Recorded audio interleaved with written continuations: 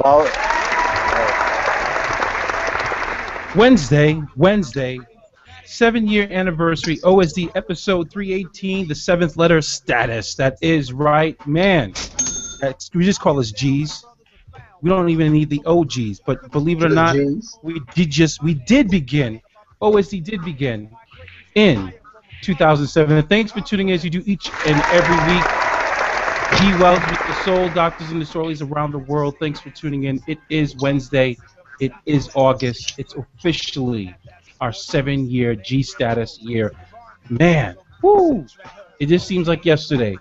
It just began, but we got a lot of stuff to go. We got a long way to go. We got a lot of show in store for you, the Disorderlies, and hopefully you're ready to walk with us, talk with us. If you have a comment, concern, you want to talk to us during the live show, make sure you tweet at us at OSD Live as well as at OSD Crew 365 using the hashtag what? OGsneakertalk. Yes, sir. So let's get straight to the doctors. Let's go straight to Texas, Mr. Kadoma, H-Town. We don't have a problem, but more importantly, the Sneaker Summit is invading where? NYC. yes, sir. Brooklyn, to be exact. We are coming to LIU Brooklyn on Sunday, September 21st. We have Cool Bob Love in the house, Lacer Headwear in the house. We're doing a little exhibit of sneakers and hip hop for the 25 years the Source has been in business. I think that's like 88 to 2014. So, you guys come by and check it out. We got travel deals on the website, sneakersummit.com/travel. The hotel deal does end on Friday, so you may want to check that out. Other than that, let me see here. I guess that's about it. Just hit us up about vending. Register at sneakersummit.com, or you can go to our website and get all the information right there. Nice. But that's what I'm working on, man. I just want to say it's been a pleasure for 7 years. I don't know if I've been here for all 7, probably at least 5 of them. Yes, absolutely. I just want to thank Dee and Sean for hanging in there. And, I know you guys have been extremely dedicated each and every week. Probably only missed like a couple of weeks here and there in 7 years, and that's a lot to be commended for, guys. And I know some of those 7 years it wasn't all easy too. We watched the sneaker culture go in cycles, and there was a downtime where we found out who was really a sneakerhead and who was in it because it was trendy. Absolutely. And, we held through thick and thin, and I just want to thank you guys for allowing me to be a part of that, and I'm looking forward to the future of OSD with all the disorderlies around the world. So let's get it in. Absolutely. Let's go straight to ATL. Mr. Team Bigfoot himself, Anita Heat's in the building. Forever I love Atlanta. That's a good word. What's good, man? Happy G-Day to everybody. Happy G-Day, exactly. Happy G-Day, OSD. Man, means a lot to me, man, that y'all gotten this far, and that y'all allowed me to jump on the back. You know what I'm saying? Jump on y'all back and enjoy it with y'all. Enjoy the ride with y'all. I haven't been here for the whole 7, but I feel like I have because I've listened to almost all the episodes. From when I started just listening to them in the truck. Looking for something different, and the fact that y'all took me in from being a regular caller, that showed a lot of love. Y'all showed a lot of love, man. So I appreciate it, and let's keep it another 7, 8, 10, 15, 20 years. Let's do it. Absolutely, absolutely. From ATL straight to, well, I say Brooklyn because he is Mr. Brooklyn Show ID's in the building. How's everybody doing? What's up, man? The celebration continues. So your birthday just bleeds right into OSD 7th year anniversary party. Yeah, so. Both our anniversaries just happened. So, happy G-Day at OSD. Absolutely, I man. think what Kadoma said about it's funny how the summit is coming to Brooklyn, and I was made an honorary member at the H-Town Summit of OSD. So it's funny how those two work together. I remember getting my shirt when people put the shirt over me at the summit. Yep. Even though that wasn't Man, 7 years ago, I was still, coming on the show and everything. I remember from the beginning to now. So it's good we're seeing what this turned into, from a podcast to a video to a social studies class to so much more. So I'm happy to be a part absolutely. of this. Thank you, thank you.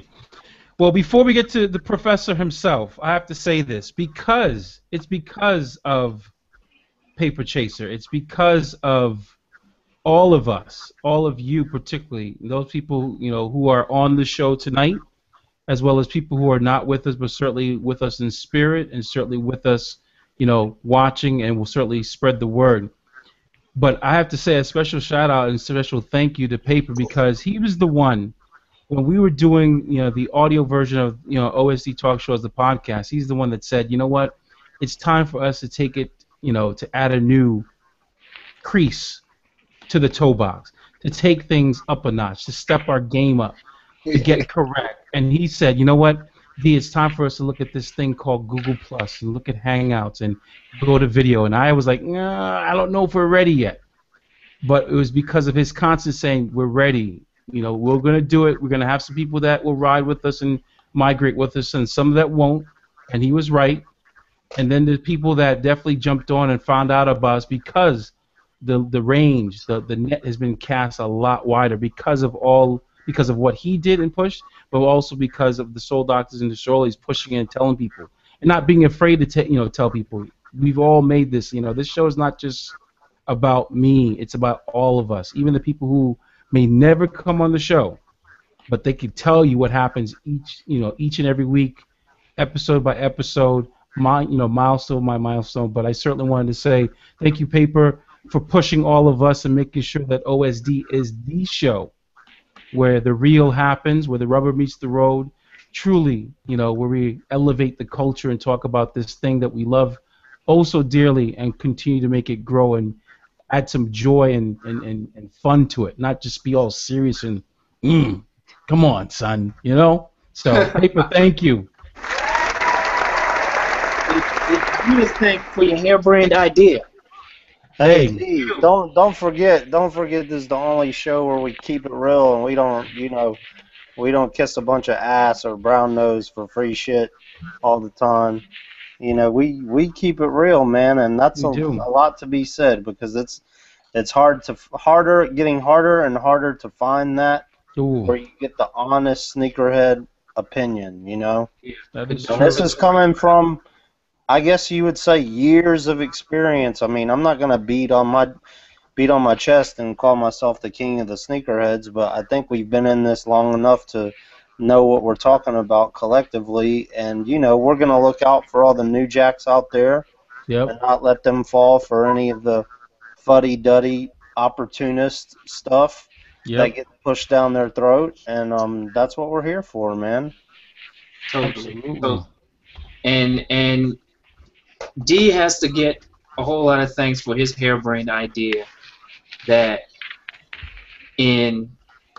prior to the show launching on August 27, 2007, he had the idea for. And rest in peace, Mateo, who I always have to tell that story, because every year when this comes by, we realize that he really wasn't here with us for many of these years, and he was the one who said, "Yo, you got to meet my boy.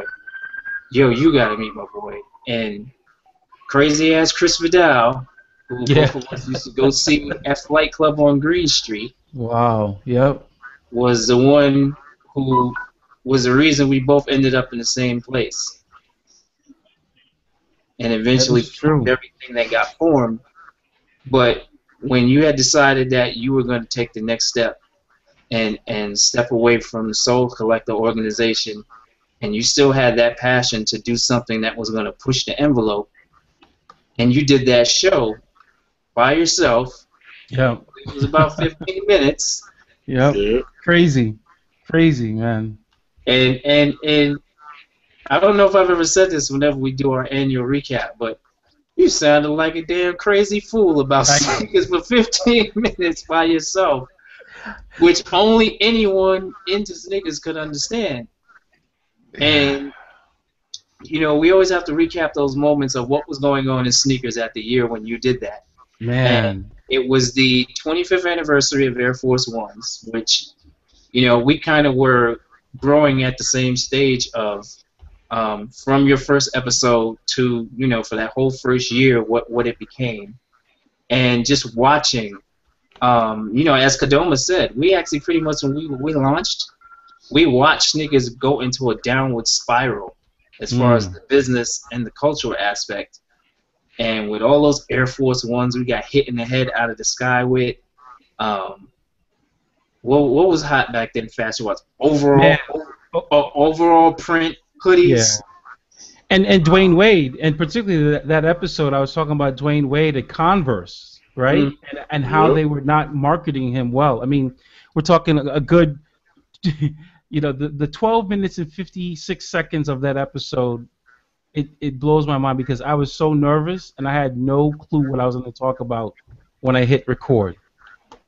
And I did. And I just said, who knows where this thing will go. But that's because I had been looking around and didn't know or didn't hear anyone else talking about it at that time. I mean, was there any other podcast at that point in time? I don't think so. No. I mean, the weekly drop wasn't and that's Rob and eventually Jeff Carvalho and eventually Frank. There were none that were all 100% dedicated to sneakers, and I know because I looked.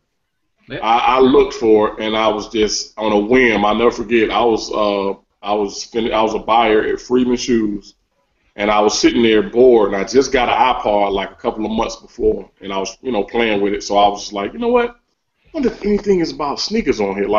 So I started looking, and Nike had a couple of them, but they were kind of advertising type things, but it wasn't anything 100% dedicated to sneakers. Yeah, so that year when that was crazy. That summer when that happened, sneakers were in a downward spiral. I mean, we were in a tough position. We were in a tough, you're right, Paper. I mean, maybe where were we from a fashion standpoint, and certainly sneakers. It was like this hybrid that wasn't. For me, it was it just wasn't authentic. Yeah, there was a lot going on. There were collaborations going on where were 5 people collaborating on a T-shirt. Yeah. Baby all over print. Man. Air Force Ones were dropping out of the sky. I was about to say they were beating us in the head with Air Force Ones. I remember that. Dropping out of the sky. What else happened in 2007 show, especially in New York? 2007. Let me see what SBs. Because it was also SBs more around it was that time. a SB year. That's not the dunk. What year was? No, that was later. What the dunk I think was 0809. But you know what? Yeah, we did have the pink box SBs. We had the we did Barbs, have the pink Broncos. box. Remember all those Broncos and Barbs? They had all these weird nicknames. Yeah, everything had to be associated with something. Well, it's still going that way, but yeah. So I mean, there was a time, in the atmosphere, in the retail climate of sneakers and the fashion aspect, where it was the right time for you to have that rant for 15 or so minutes. And no one knew at that time that you were providing therapy for people that eventually we grew into what it's become now, like Show ID said, with social studies. And we have people who we're friends with all around the world. We have designers who we're mentors to. You have Kadoma with one of the best events on the planet as far as sneakers goes. That people make their pilgrimage to, and now he's coming to us in Brooklyn the first time. You got Heat down in Atlanta, where Atlanta's doing what they're doing down there, and starting to take off. And he's, put on his own uniform with One Sneaker Nation now and starting to do what he's doing. And just everything that's happening up by you with all the footwear brands who are tossing and turning and not sure which way to go sometimes. There's still a lot that we talk about and we can talk about and we do talk about without any hidden agenda, without, the goal of making sure we play nice because we know there's free sneakers coming in the mail. between all of us on this, panel for the show, there's easily well over 200 years of sneaker experience. There's nobody else out there who can say that. 200 years at least for all of us. Now, that may date some of us, that may not, but if you put it in that perspective, anybody else that wants to do a sneaker show, find 200 plus years and put it on the panel, and you're us. Just to put it matter of fact. Except you're not as cute. So, I was looking, 2017 is when that, well, because I'm wearing it, but the Nike dropped $2,000 sneakers that retail for $19.99. Well, $1,999. Wow. Oh, the Air Forces, the Crocs, and the Anacondas? Yeah. Right. Jeez. Oh, yeah. I'm actually wearing it, but I ran through them, so I'm not going The to show them. $2,000 Air Forces. Yeah. Oh, yes. Sneakers Retail. definitely a downtime. Retail, no reseller price, retail price. That might have been one thing that pushed me over the edge. Yo, you can get those joints for like $300 now, right? Yep. You could have got them in an outlet for $150 about 4 months later, 5 months later, Nike outlet. Yep. Really? Yep. For that cheap? Yep. Yeah. I mean, it wasn't 100 pairs, but it was enough. Wow. So there was an interesting time in sneakers that we just all were able to kind of piggyback on D's lunacy, and just now we're 7 years later, we're worldwide listened to phenomenon. We also got our partnership with Tuned In now, with TuneIn, the radio app. Shout out to Summer. So over 5 million plus people can find OSD using the TuneIn radio app. iTunes is still in play. YouTube's in play. Audio-wise, what are we over, D? Over 3 million plus downloads? 3 million. Yeah, easily. I think the last number I looked at was actually pushing close to 55. I think it was 5.5. 5.5 million. Look at that. Yeah. So, we're all very honored and privileged. I speak on behalf of all of us to know that around the world there are a bunch of people who, before they make a purchase, they're actually listening to us. Before they decide what their next career move is, they're listening to us. They're reaching out to us. They're asking us what we think. They're listening to the show. They're giving us feedback through all social media. That's a very humbled and honored, position for us to be in. And, I know none of us here take it for granted. There was a time when we had a few that did take it for granted, and, they had to go. But the group that we have here now, everybody here has kind of established some good things on their own, and have some really good movements in their respective cities. And, those are the things, D, that help further the movement, is because these people are moving with, integrity and knowledge, business acumen, and just respect as men and women.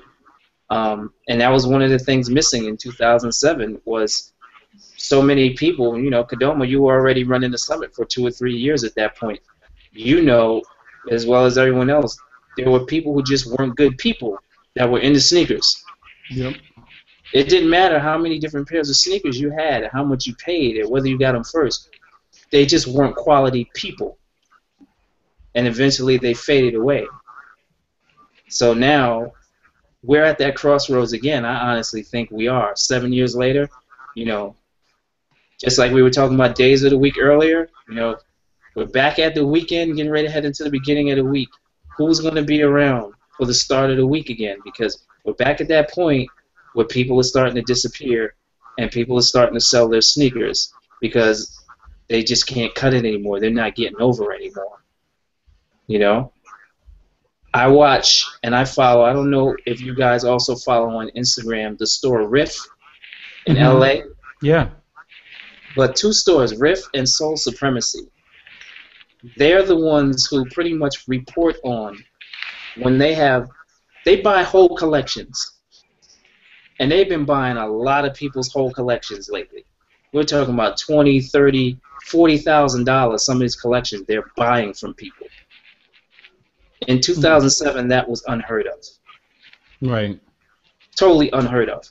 Now they're getting shipments of, 40, 50, 100, 200 pairs of sneakers from people who are just like, here, take it all. It's not that fun for me anymore. I couldn't get over like I wanted to.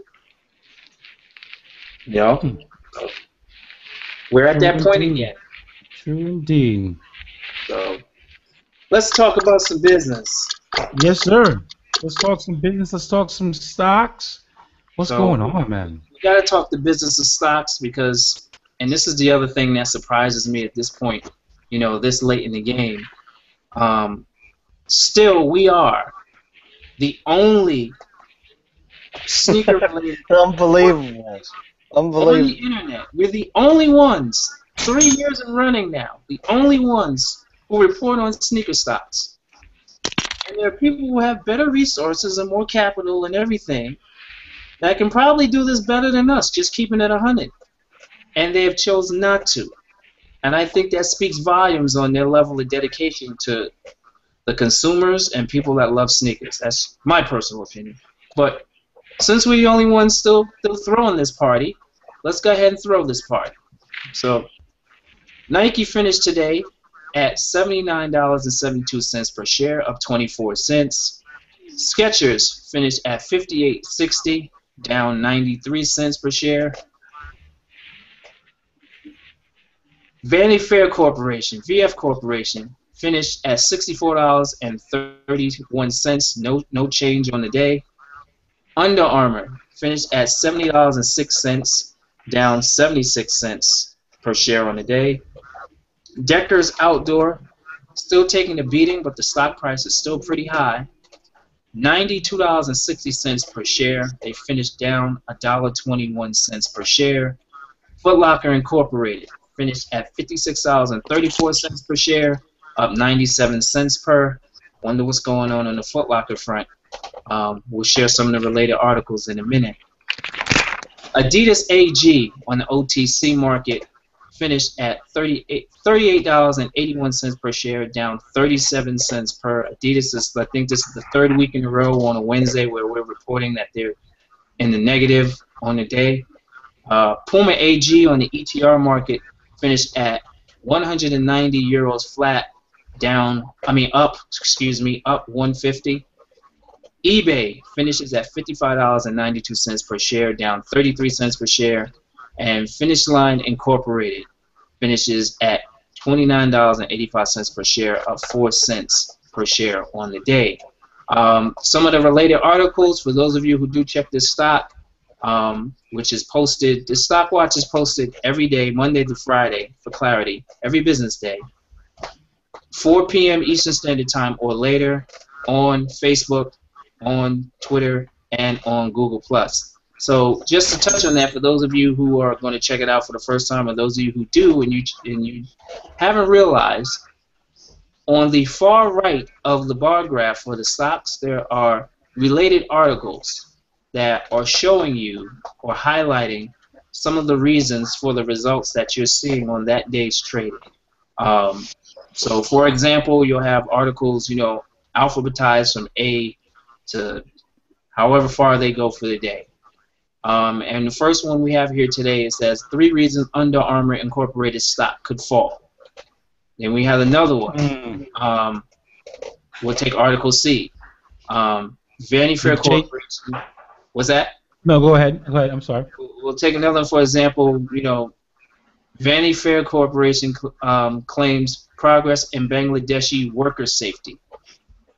Has to do with some of the manufacturing. You have 3 articles here related to Vanity Fair Corporation.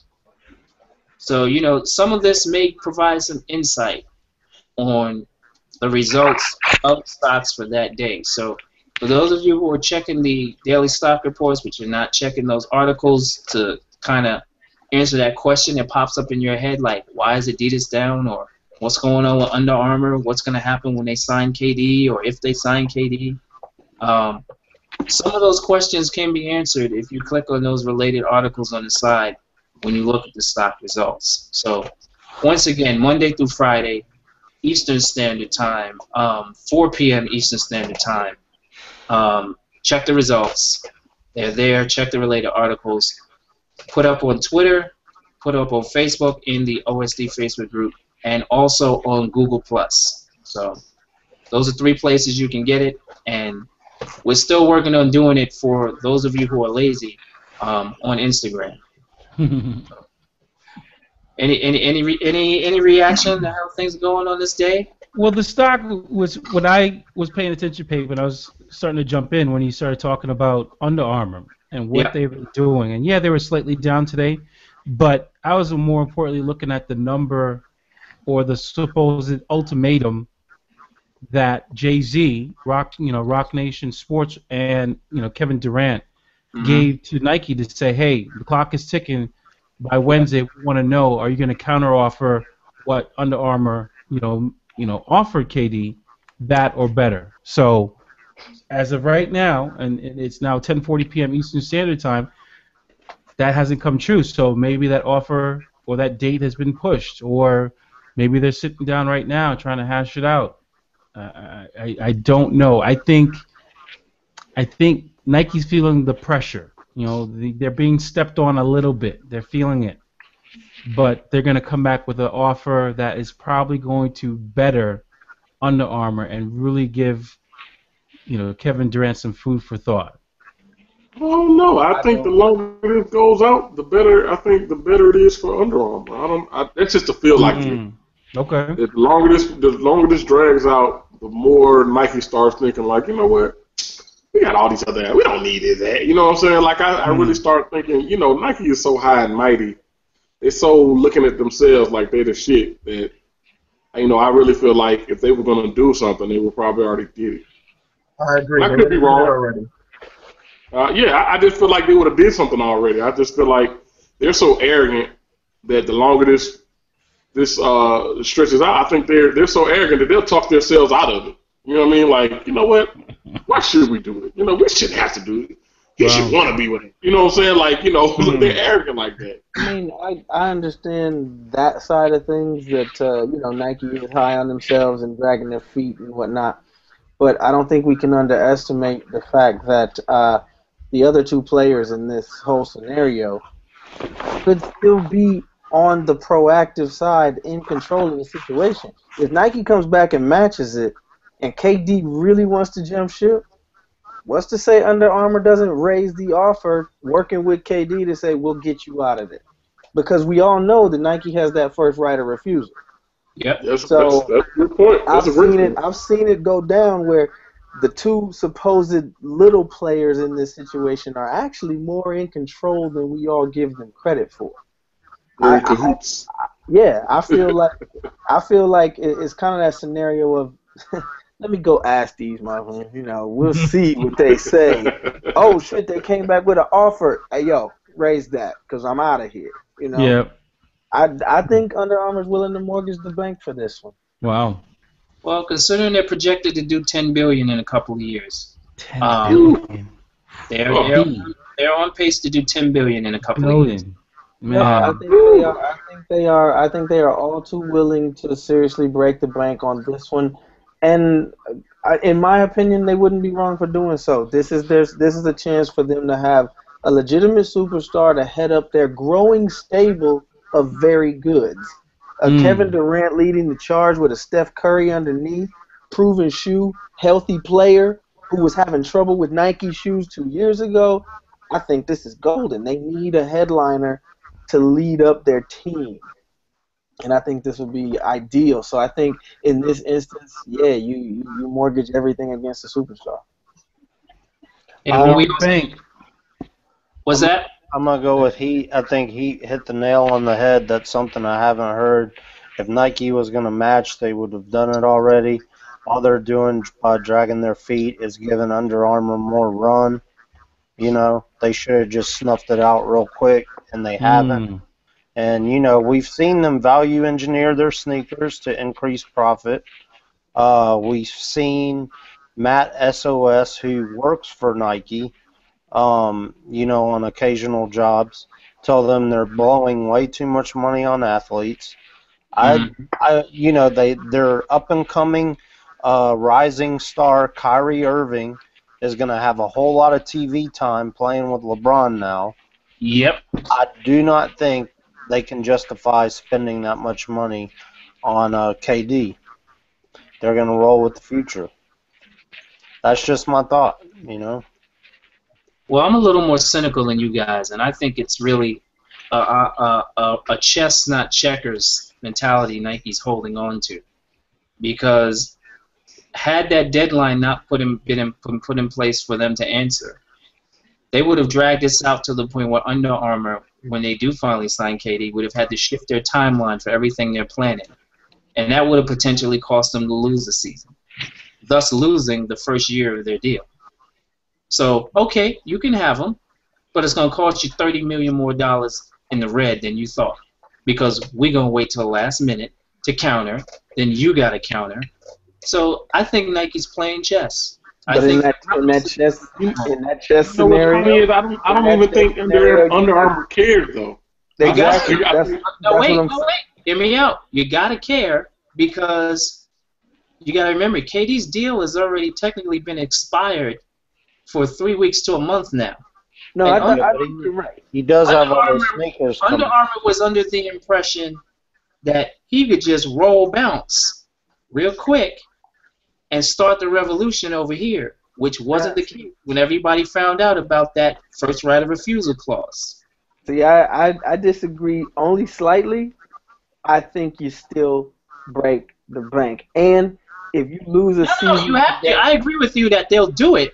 No, I'm just saying. I'm saying if you lose a season to gain 3 more, if you lose a season to gain 4 more and a 5-year deal, you lose that season because you're gonna make that. You're projected for $10 billion. True. Lose the 30. Lose the 30 to get your superstar. Well, I mean, and on top of that, I mean, you just put it on the back end. $9.7 billion. Right. You just put it on the back end. I mean, if I'm Under Armour, I mean, if I sign him, I'm signing him for the rest of his career. I mean, at this point, you know, you don't need to come half stepping. If you're gonna break the bank, goddamn it, go ahead and break it. You know what I mean? Like, don't sit here and play around. Don't halfway do it. You know, if you're gonna jump all the way in. So you know, my thing is, if you're gonna miss a season, so what? You know, I'm signing for the rest of his career. And what? I don't even think they care anymore. I think it's like, look, it's KD or bust. Now, my thing is, if they don't get him, you know, that's going to be interesting. Like, what's your next move? Because it's like they're pushing all their chips to the middle of the table. Like, that's again in a chess move. I think they're playing with house money. They got, like I said, they got a legitimate stable of NBA stars, not a superstar, but they got a legitimate stable of NBA stars. Right now, they're playing with house money. They in Vegas with a hefty pocket, going, you know what?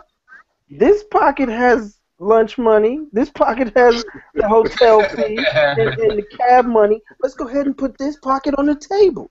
They're playing with house money, so if they don't get KD, it's business as usual. This is just a wait. Bottom line was looking good. Let's go get us a superstar. Let's go get us a Bentley. No Bentley. We'll roll with that Cadillac we got in the stable.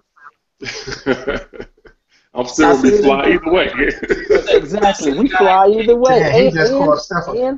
And on top of that, we done poked Big Brother in the eye and just made it difficult. Now everybody's looking at them like we doing right now, talking head about the almighty swoosh. Talking about the almighty swoosh is all they needed to do. There was an interesting line. I love it in Iron Man. What was it, Iron Man 3? Iron Man 2? When he said, I don't need to kill you. I just need to show them that God can bleed. It is. Now that I know he's like me, and he can be God. So there you go. It's a great point. Great point. Well, I guess you know what? I could have said it better myself. That was beautiful. At the end of the day, with the points you raised, and the stark irony of it is you're wearing a Nike Olympic shirt. Just to point that out. Just to point that out there for clarity. No. But you guys putting that point in existence about the first season, yeah, you know what? Fuck it. Let them take all that. Yep. They don't care.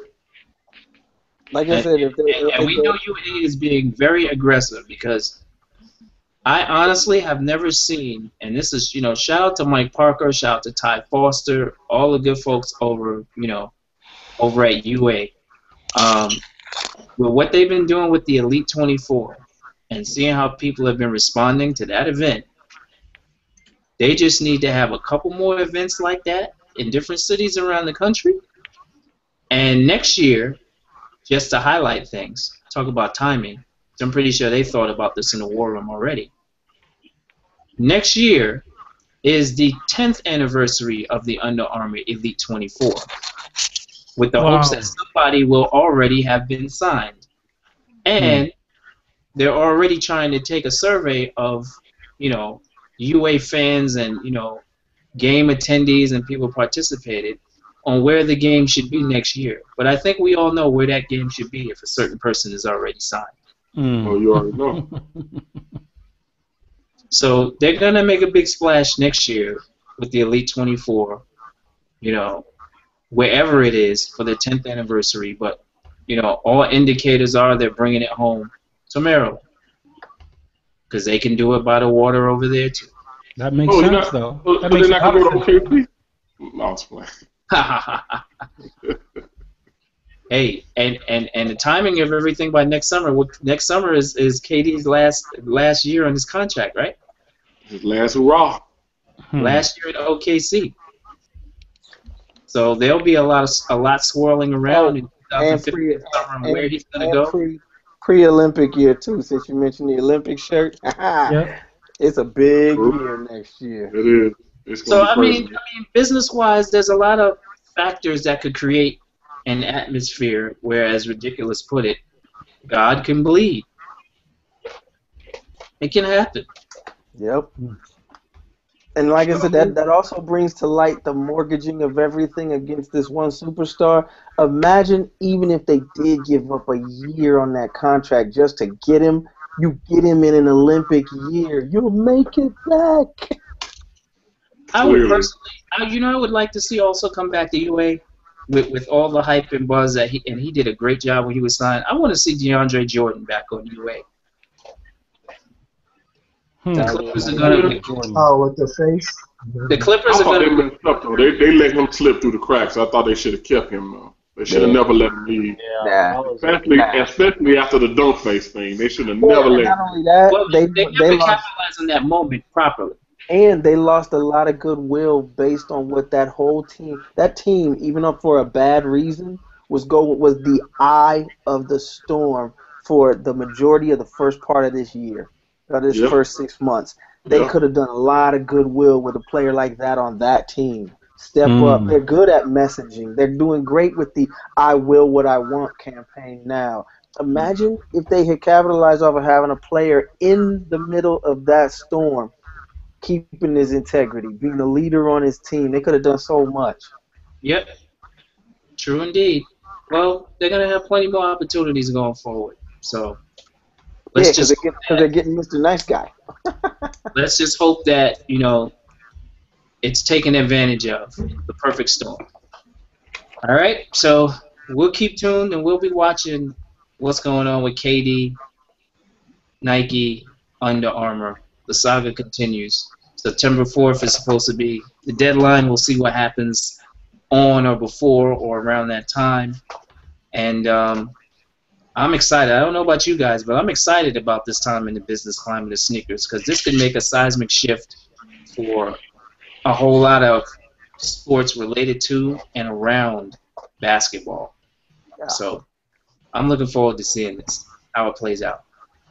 So let's move on to events real quick. As you heard our dear brother Kadoma State, September 21st in Brooklyn, Long Island University, the H-Town Sneaker Summit is coming. So make your arrangements. I love the fact that, where it is, you can come from Jersey, you can come from Long Island, you can come from Bronx, Brooklyn, Queens, Manhattan, Staten Island, and none of those far-reaching places is, provides a level of difficulty to get to the summit. So, again, sneakersummit.com, get over there, check out the details for September 21st. As many of us as possible will be in the house. We're not mythical beasts. who just happen to broadcast on the internet. We're actually real people who shop and eat food and walk around with bottles of Vivo Clico on our birthday, like show IDs. He's looking for it now. So the second event, in the timeline, which is actually coming up first this Saturday. Shout out to April Walker and the staff of Walkerwear. OSD is doing a takeover of the Walkerwear pop-up shop at Havana Outpost on Saturday from 3 to 7 p.m. So for those of you who remember Walkerwear, they're back with a vengeance. And I'm just basically, grabbing a couple folks from the OSD crew, and we're going to walk over to Havana Outpost, and we're taking over Walkerwear's pop-up shop for 4 hours. And I'm raffling off a pair of kicks. Second prize is 2 free drinks from Havana Outpost, and anybody who's been there, you already know what it is with the drinks. So you'll be getting 2 of them. One for you and a friend, or 2 for you if you roll solo.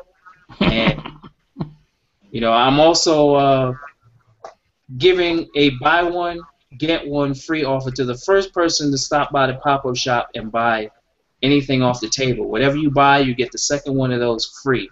So, flyer is on screen. Take a snapshot of that for those of you who are watching around the internet. It'll also be pushed out through social media starting tomorrow. But we are doing a 4-hour takeover of the Walkerwear pop-up shop at Havana Outpost in Brooklyn. And those of you who know what time it is with that place, there's a lot of eye candy and whatnot for you, which is why we're happy it's there. Shout out to Sean and Elvis over at Havana Outpost too, for supporting us and letting us do this. So we're gonna have a little fun for 4 hours. Somebody's gonna be walking away with some brand new kicks, couple of drinks and or both, and it's gonna be a great day. So I hope to see people from 3 to 7 on Saturday, August 30th. Sure. And the after party will be in Strokers. What's that?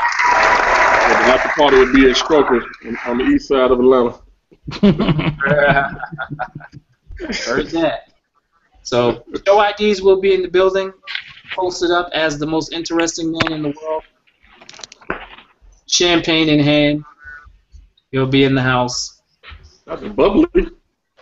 I don't know what he's talking about with this bubbly. Popping bubbly. Complete the. Bottle He full doesn't of lean on the walls. Walls lean on him. That's why the women be on, bro. That boy showed. Oh, bro. wait, whoa, what are you talking about here? Hold on. bottle full of blood, mama.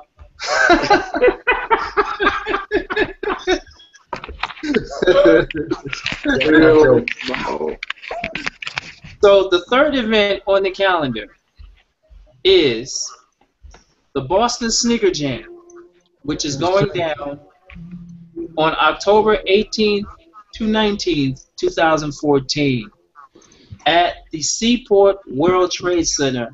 Is that in, downtown area of Boston, D. Wells? It certainly is. It's close to the financial district. It's close to Faneuil Hall, the Boston Garden, the aquarium. It's downtown. It's easily accessible by plane, train, or automobile. So. Yep. So you got some lead time on that. Once you recover from the summit on September 21st, you got a month to recover and make your way up to Boston. And get some good food, clam chowder. Get your seafood on. Oh, yeah. yo, Faneuil Hall, yo. Faneuil. Yeah. Yeah, Faneuil got the grubs though. I don't even know what to say. And you know what? I just brought that up. I just realized, happy 15th birthday to my daughter, yo. Absolutely.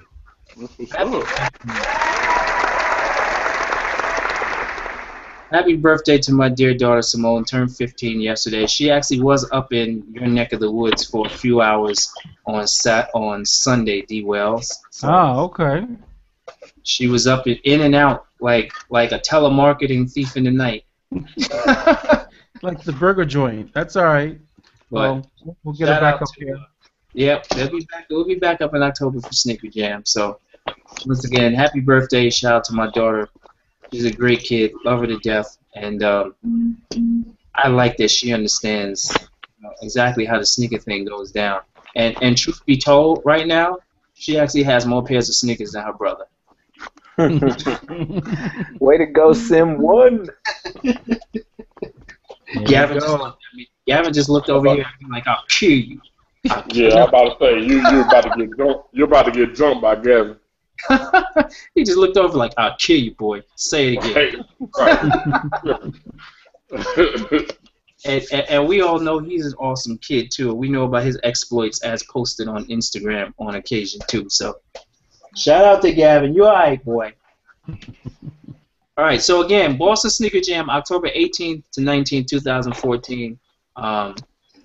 And we want to put the word out. We want to talk to anybody and everybody from any of the far reaches of the country. To hit any of us disorderlies up, because we're stationed all around the country.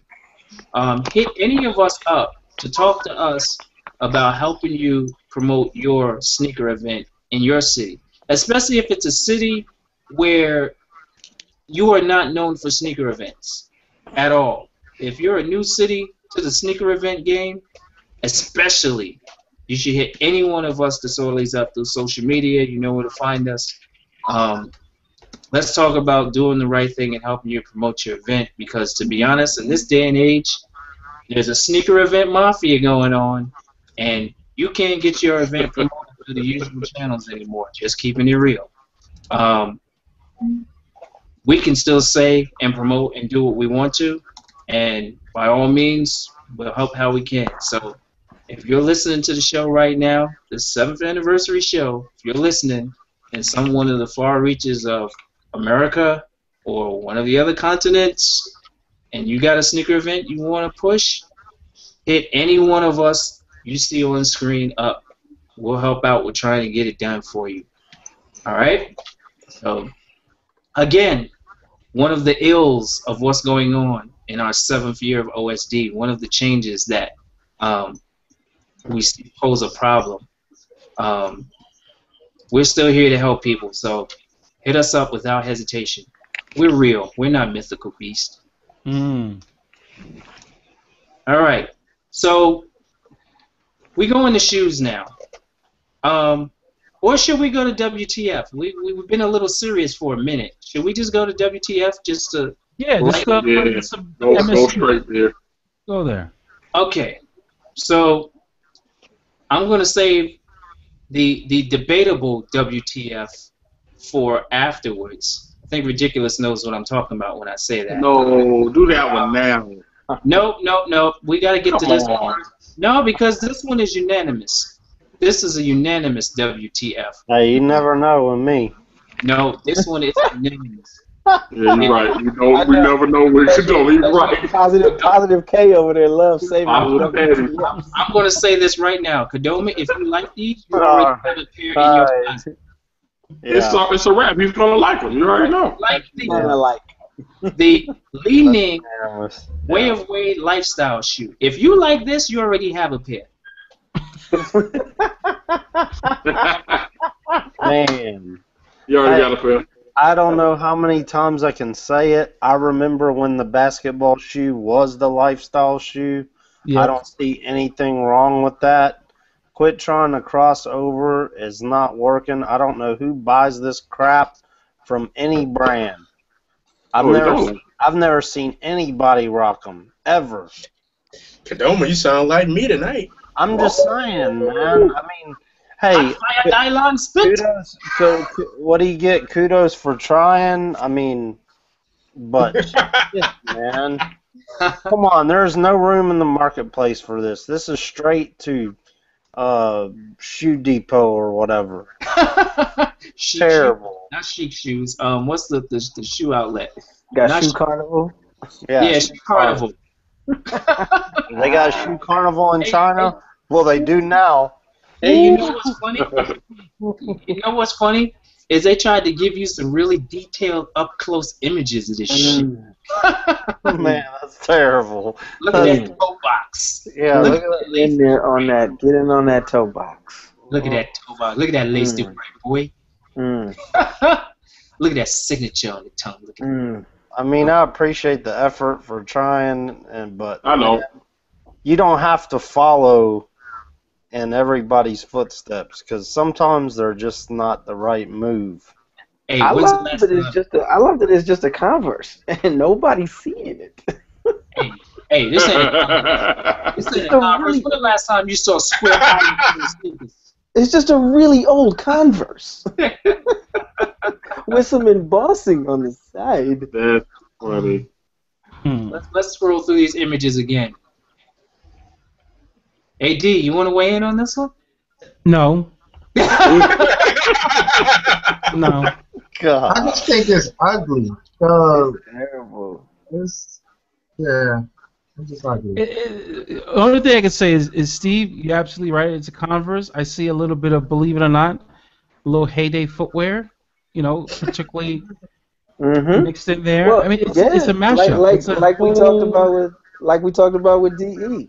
The entire reason that one of the brands came to Pinso was to break out of that mold of everything looking like a damn sky top. Right. Mm-hmm. And this is they took the collar, the Yeah, toe box exactly. from a Converse, and the collar from an Adidas Top 10, and or even another Converse, like Or the there's nothing. Puma, or the Puma Or Ralph the Puma, Sampson. yep, the Puma Samson. It's like Jeez. there's nothing special about it. This has been done better by the plain old shoe. But this Now, is one of those sneakers that's really going after the market of, okay, you have on a fresh, you have your fresh outfit, you go into the club. No, they're not going to the club and that shit. Hey, wait, hey, wait. I want to give you guys the title of the shoe. It's called the no. Leaping Way of Wade Diamond. Diamond. Shine Wow. bright like a I diamond. like the brand black sneakers design better than these. Yeah, brand black. Ooh, Doing this is horrible. This is called Since- the Diamond, huh? Since Kadoma's gonna steal my thunder tonight, I'll play Kadoma's role. Oh no. Oh my God. And sitting over here working on with a developer's eye and textures and materials and price points and FOB, it's an easy win for Lee Ning, and let's understand that Wade at this point in his life does not care who likes what. He's got the cachet to put it out there, and he's got a brand that's going to supply it. So why not? You telling me this after all that? You telling me this is gonna sell? Just throw me another birthday party on a yacht. I feel like this is not for us. Will it sell? No. But let's think. How much does it have to sell for them to make their money back? Not a lot. Not a lot. What's funny, Jesse? Nothing. If you let you tell it, nothing is for us anymore. I was just getting ready to say, technically speaking, everyone here on this show, sneakers are not being made for you. So I'm about to say nothing is for us anymore. I mean, especially this bullshit.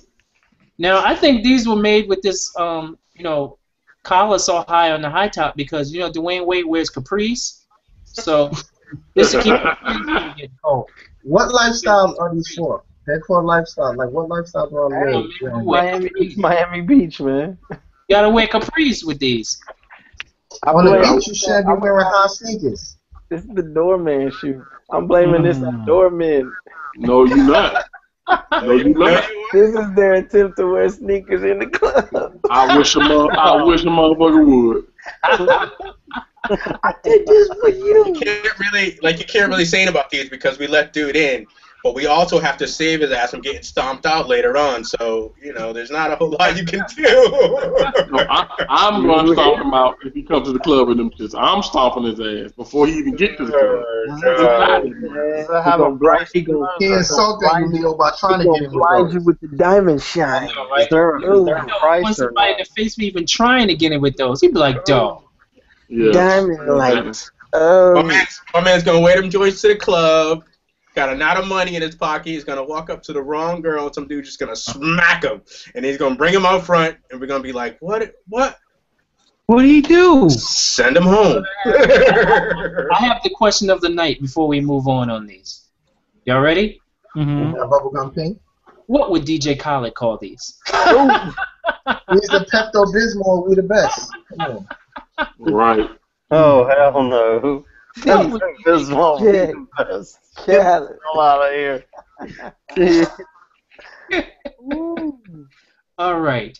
Should I scroll through one more time to show the detailed No, images? no, no, no, no, no, no. Please Okay. do. Got it. Get off on Is that toe box. Is there any possible way that you could, looking at this, is there any possible way to make that fresh?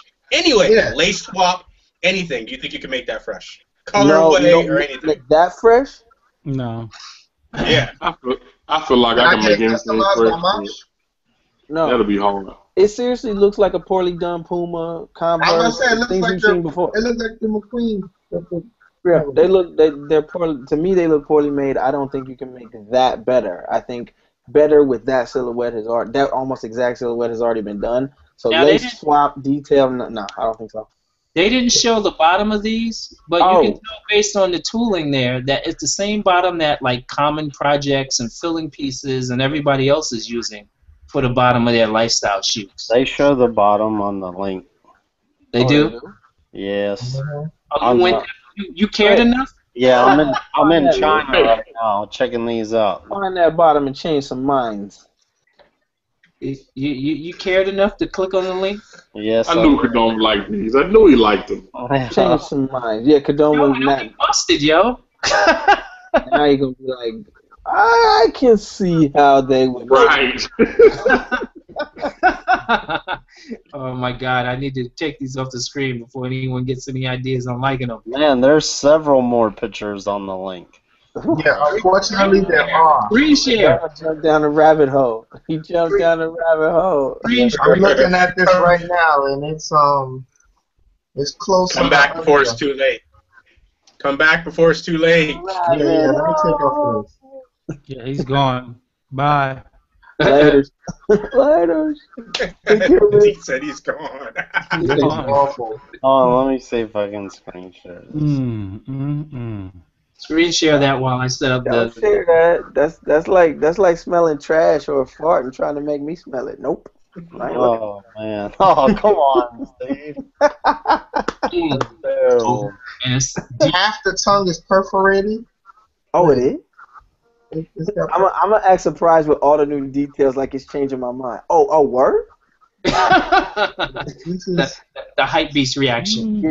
Oh, but they got that. But did you see that bottom though? Oh no, let me see that. Oh, they There we got go. 3M on the Here insole. comes the screen share, it right? got a gum bottom with a fly net lining. Can you guys see that or no? Oh, look at that bottom. Oh wow, they did do their Can you own guys bottom. see that? They didn't use the There you generic. go. I mean, they get some points on the tread with the little Wade logo, but Dude, that tread is gonna be slippery as shit. no, yeah. I was just thinking the same thing. I was like, yo, mad people gonna be busting their ass on this shoe. Listen, if you're a male nurse and want to go to a male nurse and you want to go to the club after your shift, Wow, male You nurse. want to be the absolute freshest in your male nurse outfit. exactly. You're a fucker. You would like to, Yo, you go into the club with these and try to holler at some chick. She be like, "So what you do?" And look down at your feet and be like, "Oh, never mind. I know." You got your scrubs on. You tell her you a medical RN. professional. Oh man. Is Leo there? Oh yeah, he is there. I don't know how you do it, Leo. You look so still. I thought you had put up a screensaver. All right, there we go. Yeah, I was like, is he? He was almost down the rabbit hole too. The Matrix almost got him. Got him. Yeah, I'm about to play. I don't We know. got Pete here. What's going on, Pete? What up, Pete? What's up, sir? Pete, Mr. Combat Jake. Oh, look. He got the You got his Merlot. shot.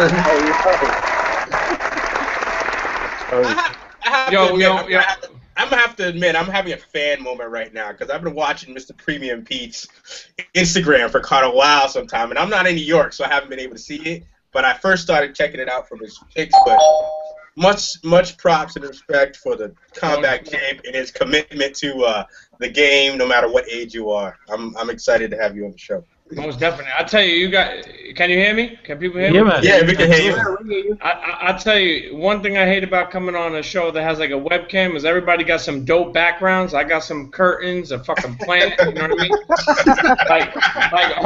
like homie was just talking to me, man. You got some dope shit in the back, you know what I mean? I peeped a couple of things, you know. But I appreciate the love and the support, definitely do, you know. I wanted to Don't come do on, that. man. I wanted to come on, man. It's funny how, I wanted to come on, man, and just really congratulate, man. When we talk about 7 years, we're talking about a big accomplishment. I'm proud of everybody, that put this together and kept it going. I mean, you know what? One thing I learned is over 7 years, you really gotta respect people's time. People, D Wells, you start off with. I mean, this guy took 7 years to be here every week, and that's special. Sean, and then you think about Kadoma, and you think about people like a bunch of other people, that been involved in this to keep it going, and so I want to salute everybody involved in this because, to be honest with you, this was created when nobody thought it was cool. Nobody thought it was a good thing to have a home, for sneakers, and where people still look at some people like you're weird if you love sneakers. So whenever I came on the OSD show, I consider myself an extended family member forever. Whenever I came on, I always try to bring some passion and some humor, and I'll never forget those times. And a lot of people have memories. Some come and go. That's life. But I'm definitely proud of what OSD has birthed, and and really influenced a lot of other people, and became a platform for people to be involved in. So, yo, D, you look like you're on the Breakfast Club with that fucking microphone. Yeah, of course, man. You never know. You never know. Oh man, listen. No, but I'm proud of I'm proud of everybody involved, man. Everybody involved. I see Leo, that motherfucker don't got a cigar in his mouth. I got you. I know you're on the way down here in a minute. Yeah, that's right. You know that A3C, baby. I already know. A3C, man. But really, like I said, people who will listen to this now, people who listen to this later, or is new, new listeners to the OSD show or OG listeners, like I said, I really want to tip my salute to you guys, really, and it means a lot. And that's why I want to take time to come on and say that, because to be honest with you, this shit reminds me of after school. That that isn't available no more. This reminds me of the like Boy Scouts, but I left after being a Weeblo. I didn't like them there, but there's a lot of moments on here that everybody had, and like I said, 7 fucking years, man. I mean, people don't stay married for 7 years. You know what I mean? So you don't stay married for 7 hours. Yeah, true that. For real. True, but true. But like to everybody involved, you know what I mean? Like salutes, and I really, I mean, we had some fun times on there when I came on, and you still guys had tons of fun times after. So I'm proud to just be. I wanted to give my blessings, man. Thank you, man. Thank you, Pete. Thank you. And we got to make sure people go and check out episode number 200. Episode number 200, we had Fife Dog on. Tribe Called Quest. Shout out to Fife. And at the same time that night, Combat Jack show, they had Jerobi on. Yes. So that night, That's right.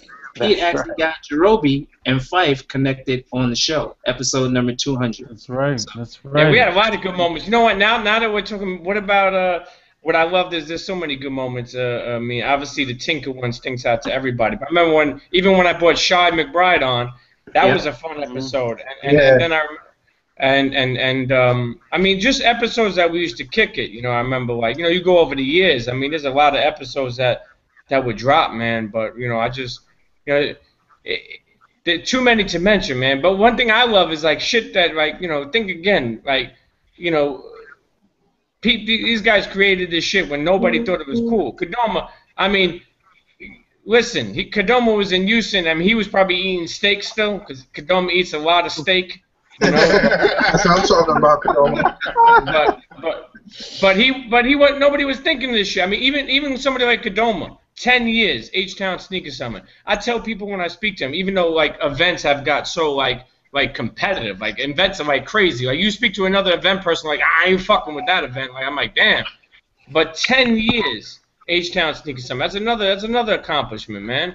Sure. And yeah, so I mean, there's a lot of people, I mean, that are involved in this. So I mean, listen, I feel like I'm talking too much of it, I'm rambling, but you need to shut up now. Nah, I was gonna say that just feel like the old podcast. Oh, we had man. Listen. We had fun. Listen, I'll tell Absolutely. you Yeah, we had a one. blast. One thing I miss is when I would come on. Like I said, I would always make sure I bring humor, and I would always make sure that I would drop a gem. But as I teached, I also learned on this platform. You know what I mean? Absolutely. What's that red wine going with? What you paired that That's with? it. No, actually, yo, D, you gotta drop for me. I'm an OG in this fucking in the I fucking don't have OSD it. family. I don't have it with me. You don't have the I don't have- OSD. You don't have that Not shit. with me. I don't. Yeah, that never made it over to the new platform. I Pete, know. have I you had know. That's Shan on true. the show yet? I'm sorry. Have you had MC Shan on your show yet?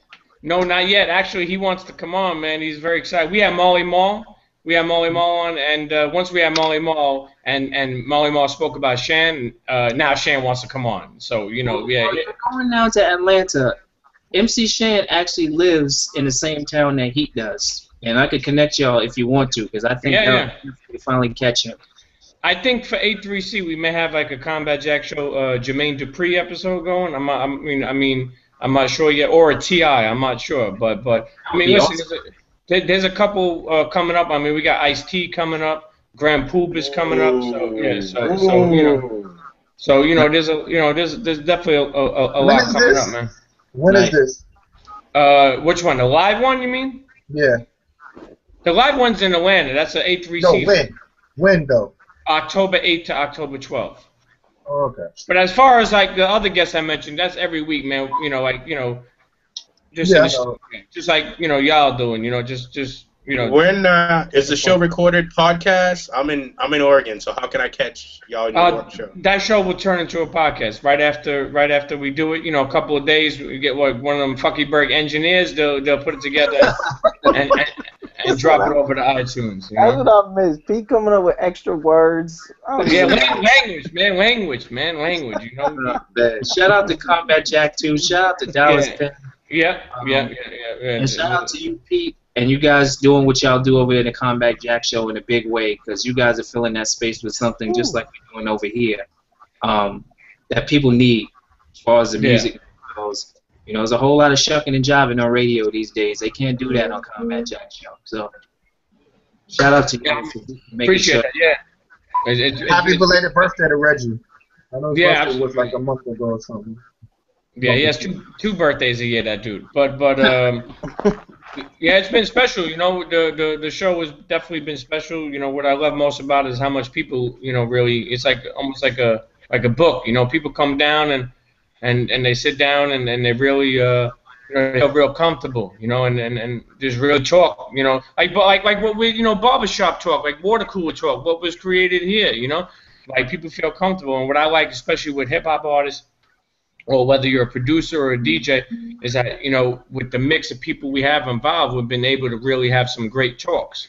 Reggie, Combat Jack was an entertainment attorney for a long time, so he has a lot of relationships with a lot of people besides, them being who they are. And then, like, say, I also have a lot of relationships with people, and, over the years of Dallas and stuff like that, has relationships. So, when, I've been away, I've been here, so when you relate to someone, it's easy for someone to talk. So we've been able to really been blessed with having some real barbershop talk, man. Like when you say like the radio ain't do it, you're right, man. And it's funny how the radio is looking at us, and we're just a podcast. We're the little podcast that could, So it's special to hear that because it's becoming the truth, Yeah, it's the formats on mainstream airwaves and TV stations are changing, and you guys are definitely doing something that's the equivalent of what we're doing over here, and it's to be valued and not destroyed. So, absolutely, man.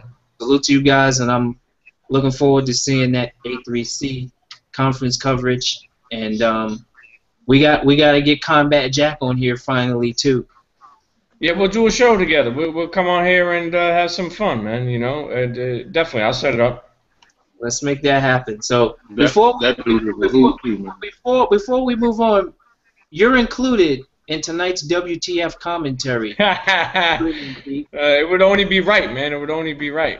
So on my screen, as Dee will highlight, is, in my opinion,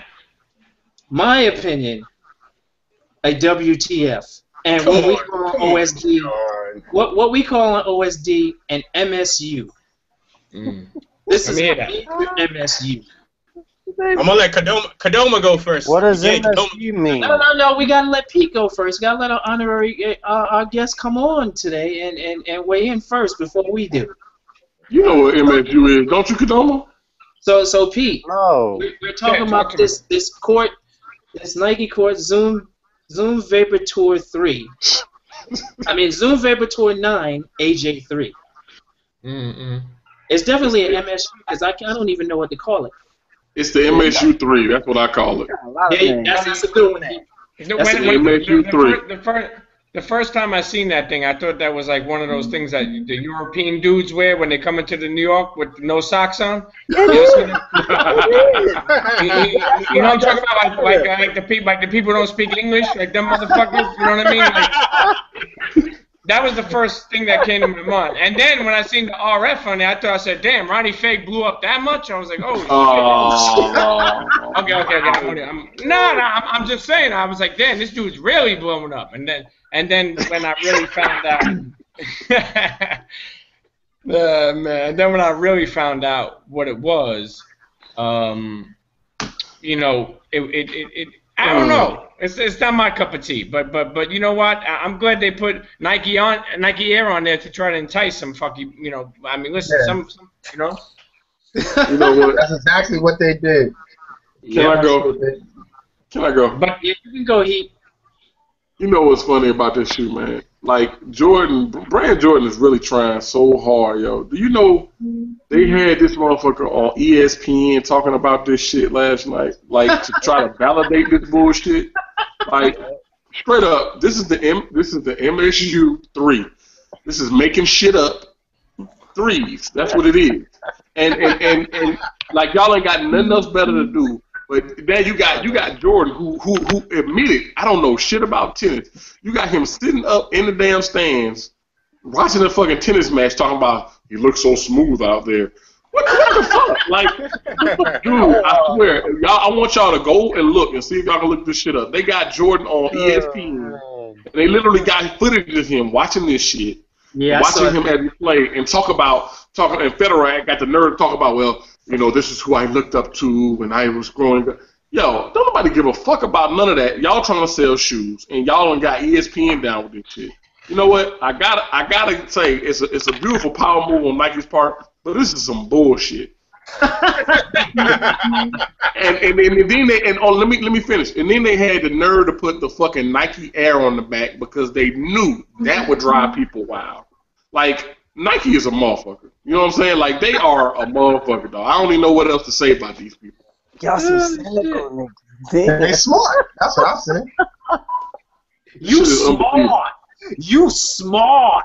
Right. They smart. This shit, Oh my shit is god, unbelievable. that's funny as hell. Okay, I just want to ask you guys a serious question because we all know that sneakerheads don't matter. So why? Who said that? Who said sneakerheads don't matter? No, who said that? Kadoma said that. No. First of all, if that old guy, what's his name? What's this fucking guy's name? Matt. Fuck. Who gives a fuck about an old guy like that? I mean, No, you know, but, you know the. that guy. Listen, that guy looks like a guy that lives in a 55+ home. Okay. By The himself. beer counters say sneakerheads don't matter. So why are they fuck. making these shoes? Why? Don't worry about what that guy said. What is the reasoning behind these shoes?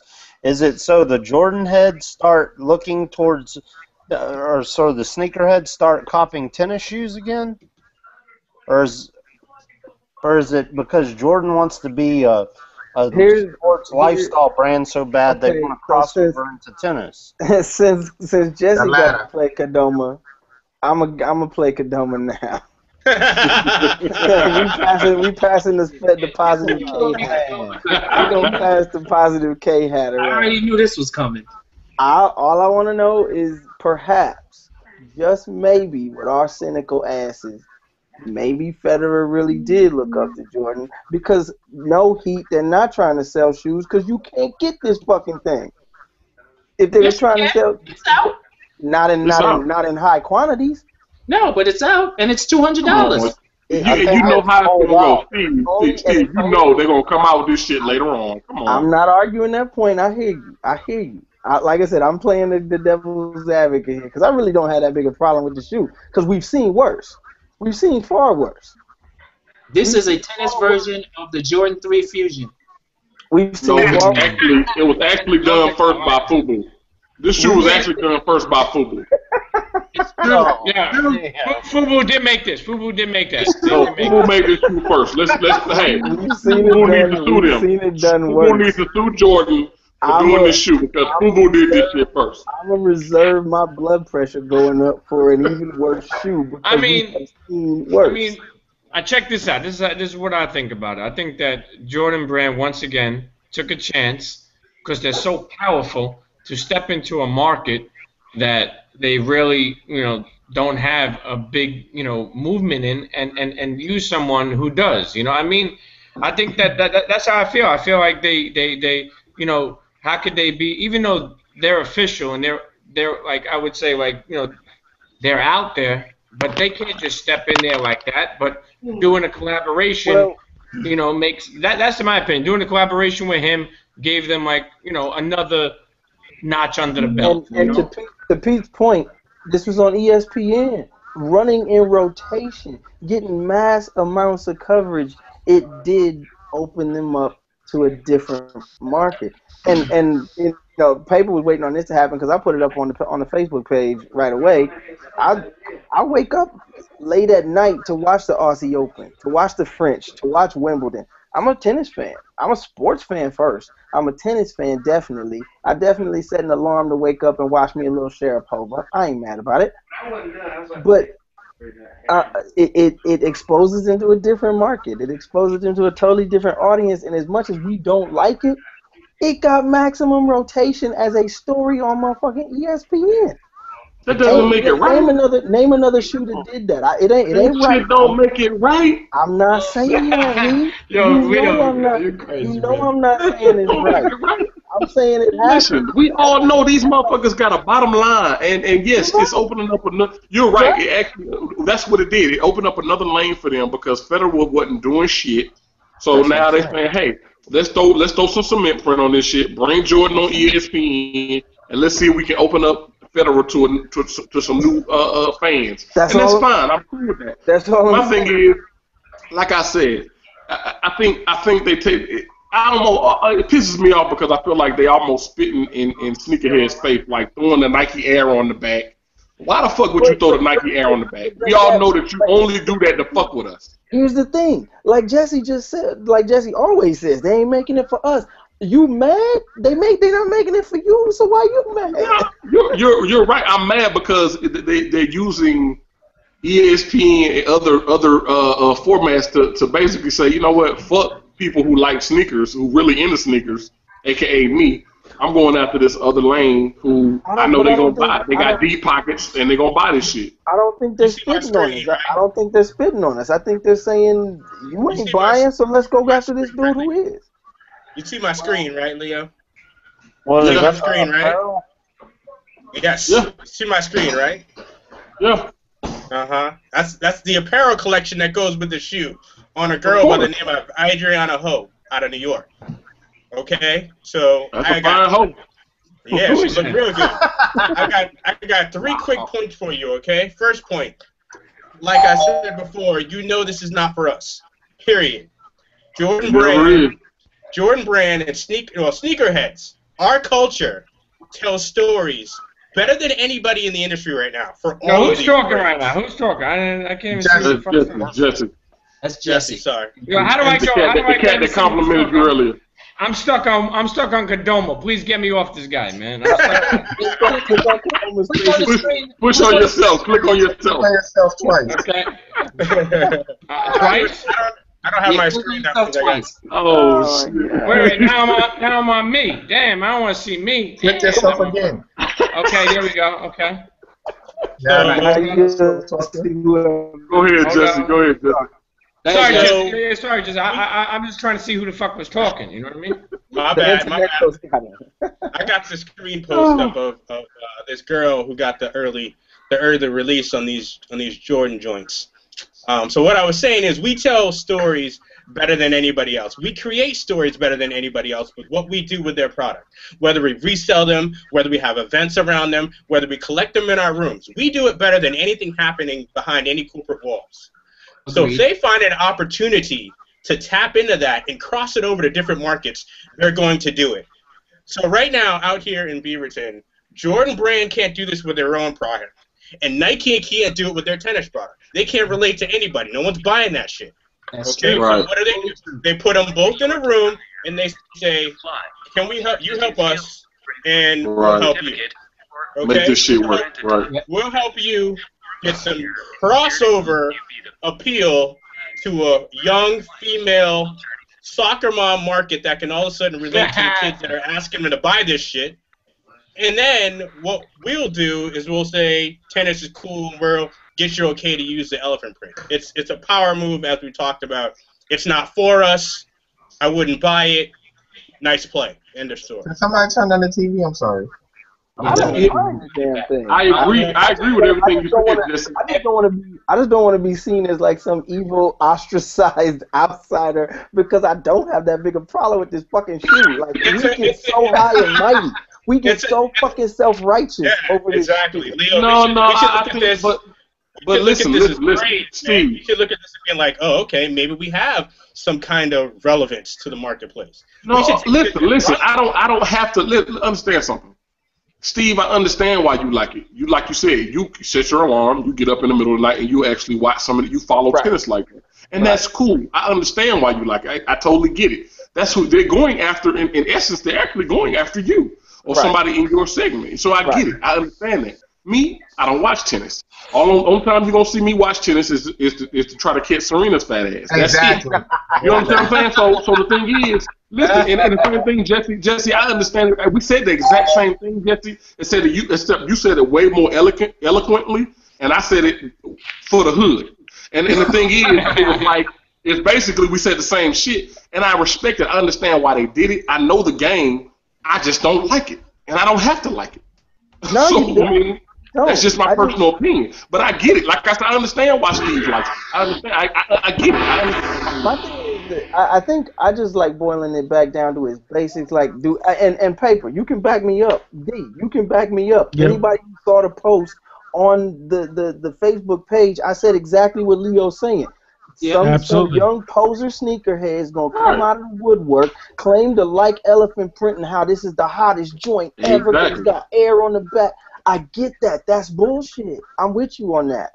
But the Vapor 9 is not a bad shoe. And I actually like the shoe. I like the Vapor 9. I like that shoe. Well, it's the fact of what they did. They bastardized the shoe by doing this. In my opinion, once again, it's not for me. It's never for me. It's First not of all, for you. they don't make 515s in this shit anyway. No. So let's not get this shit twisted. I know this shit ain't for me. I know this shit ain't for me. It's not for you, but if you take the Vapor 9 without the Jordan stuff on it and you put it directly next to this one, and you look at the cues they took from the Jordan 3 and where they put them on the Vapor 9, you might not be as mad. They did a good job. It's dope how they did it. It's dope how they did it. Because last week, you know what? I wouldn't even. Let's sit tight. We're gonna move on, gentlemen. Moving on. Damn, I'm really respecting Heat is like a fucking general on this shit now. I'm like, this motherfucker ready to slice someone. Dennis, calm down, man. This ain't the yard.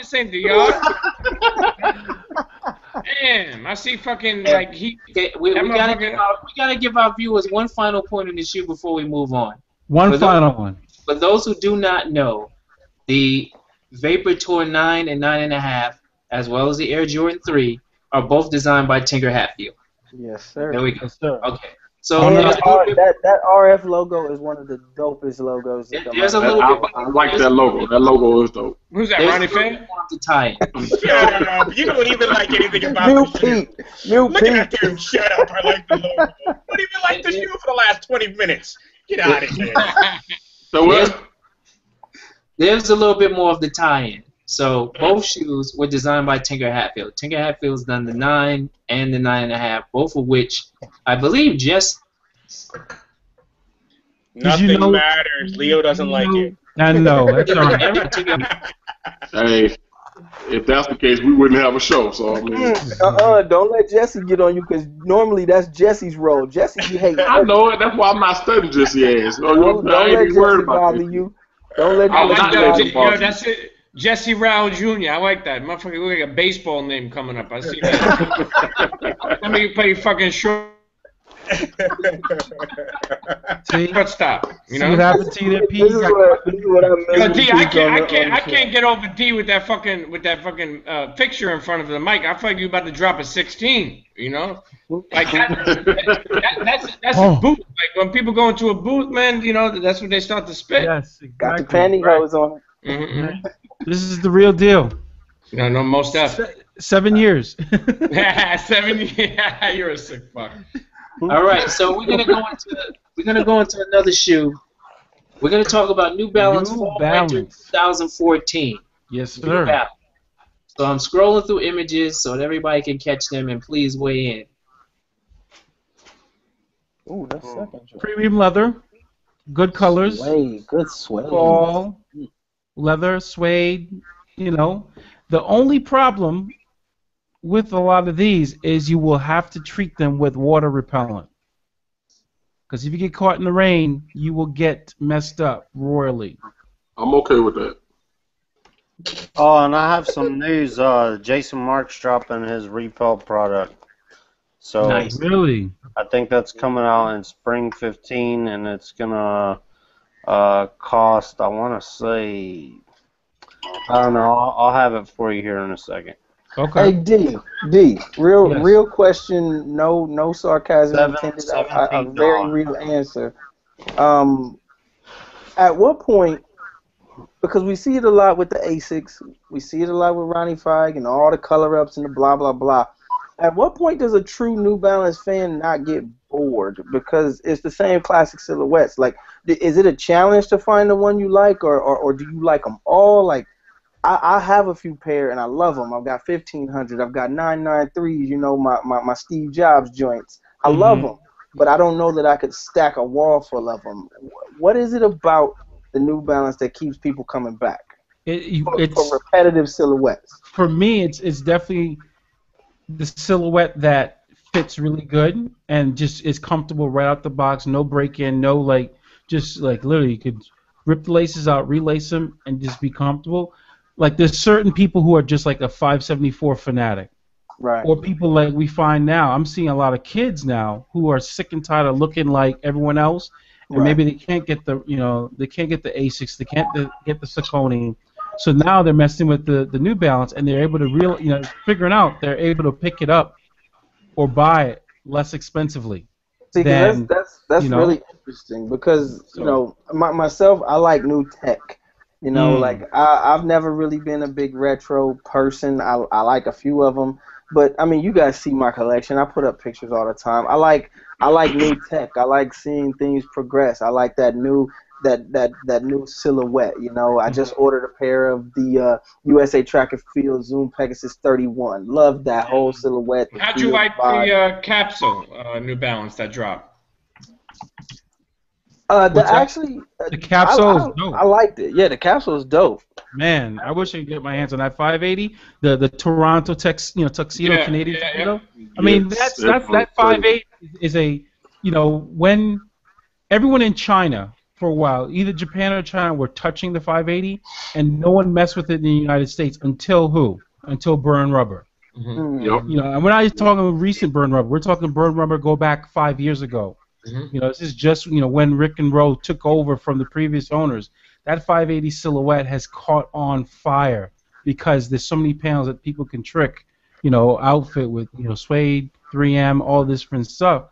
I mean, too bad we can't get that caps. Hopefully we'll see that that sneaker here in the United States. But again, we're talking the largest size is going to be a 13. A couple of weeks ago, Steve, when we were talking about New Balance, you were talking about not enjoying how much that the company was drowning out the 574 silhouette. Oh man, like, I want to do a New Balance, but they're killing it. I kind of feel like they're starting to do that again. You can find a whole bunch of 580s right now, They've got certain shoes that they're trying to make in for like the J. Crew crowd, and then they do these, and then they've got some that they only give to Ronnie. They have some that they only give to Europe. Like they have so many, silhouettes that they can. They have so many silhouettes that they can go. You know, they can dig into the archives and pull out and give pockets. Like for example, Bodega has some stuff coming that people are going to be bugged out when we see it in spring 2015. You know, Concepts. We've seen what Concepts has done. You know, we've seen what some other, again, the Japanese. You know, we've seen. You know, have we seen a Supreme or a Pata yet? No. Is that going to happen? I bet it will. I bet it's going to happen like real soon. Real soon. Yes, sir. I showed my tennis court shoes on here last week, right? I mean, week before, right? Yeah, you did. There's certain silhouettes that I absolutely love. Like the one that's in J. Crew now. That I mean, I think J. Crew pushed the price on it, but it's nice. Which one is that? The 99. I think that was the it's the 99. Is it the 996? 996, I want to say. It's beautiful. Yeah, it is. It's the 998. 998. Okay. 998. Absolutely beautiful. You know, and then I'm a real big fan of the 999. Whether that's the Kennedy, whether that's the all black and red joint. So there's certain silhouettes that I actually do like. I just wanted to pick the brain of someone who I know loves them, and what keeps people coming back year after year for classic silhouettes that don't change, but the paneling. Yeah, the 574 used to be like that. I used to just remember going to, say, downtown Brooklyn and being able to buy a pair of 574s, all blue, kind of royal suede, for $59.99. Yep. Like, that was like the easiest buy.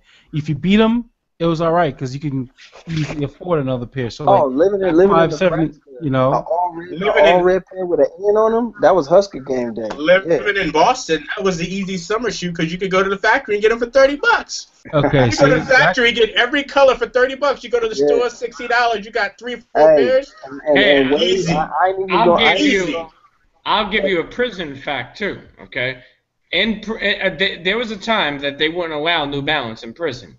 Right. And there's a reason behind that because the NB, they for some reason, I don't know why, but somebody started this thing where they thought it was like a new blood, and they wouldn't allow that sneaker in at all. Wow. You know, for a while they were letting in, like, you know, they wouldn't let Air Forces in because of the sole. People used to put shit in the sole, you know. But with the New Balance, they were allowed for a while. You know, you would get away with a New Balance on there, but you know, once they felt what it was like, you know, new blood, they felt what it was.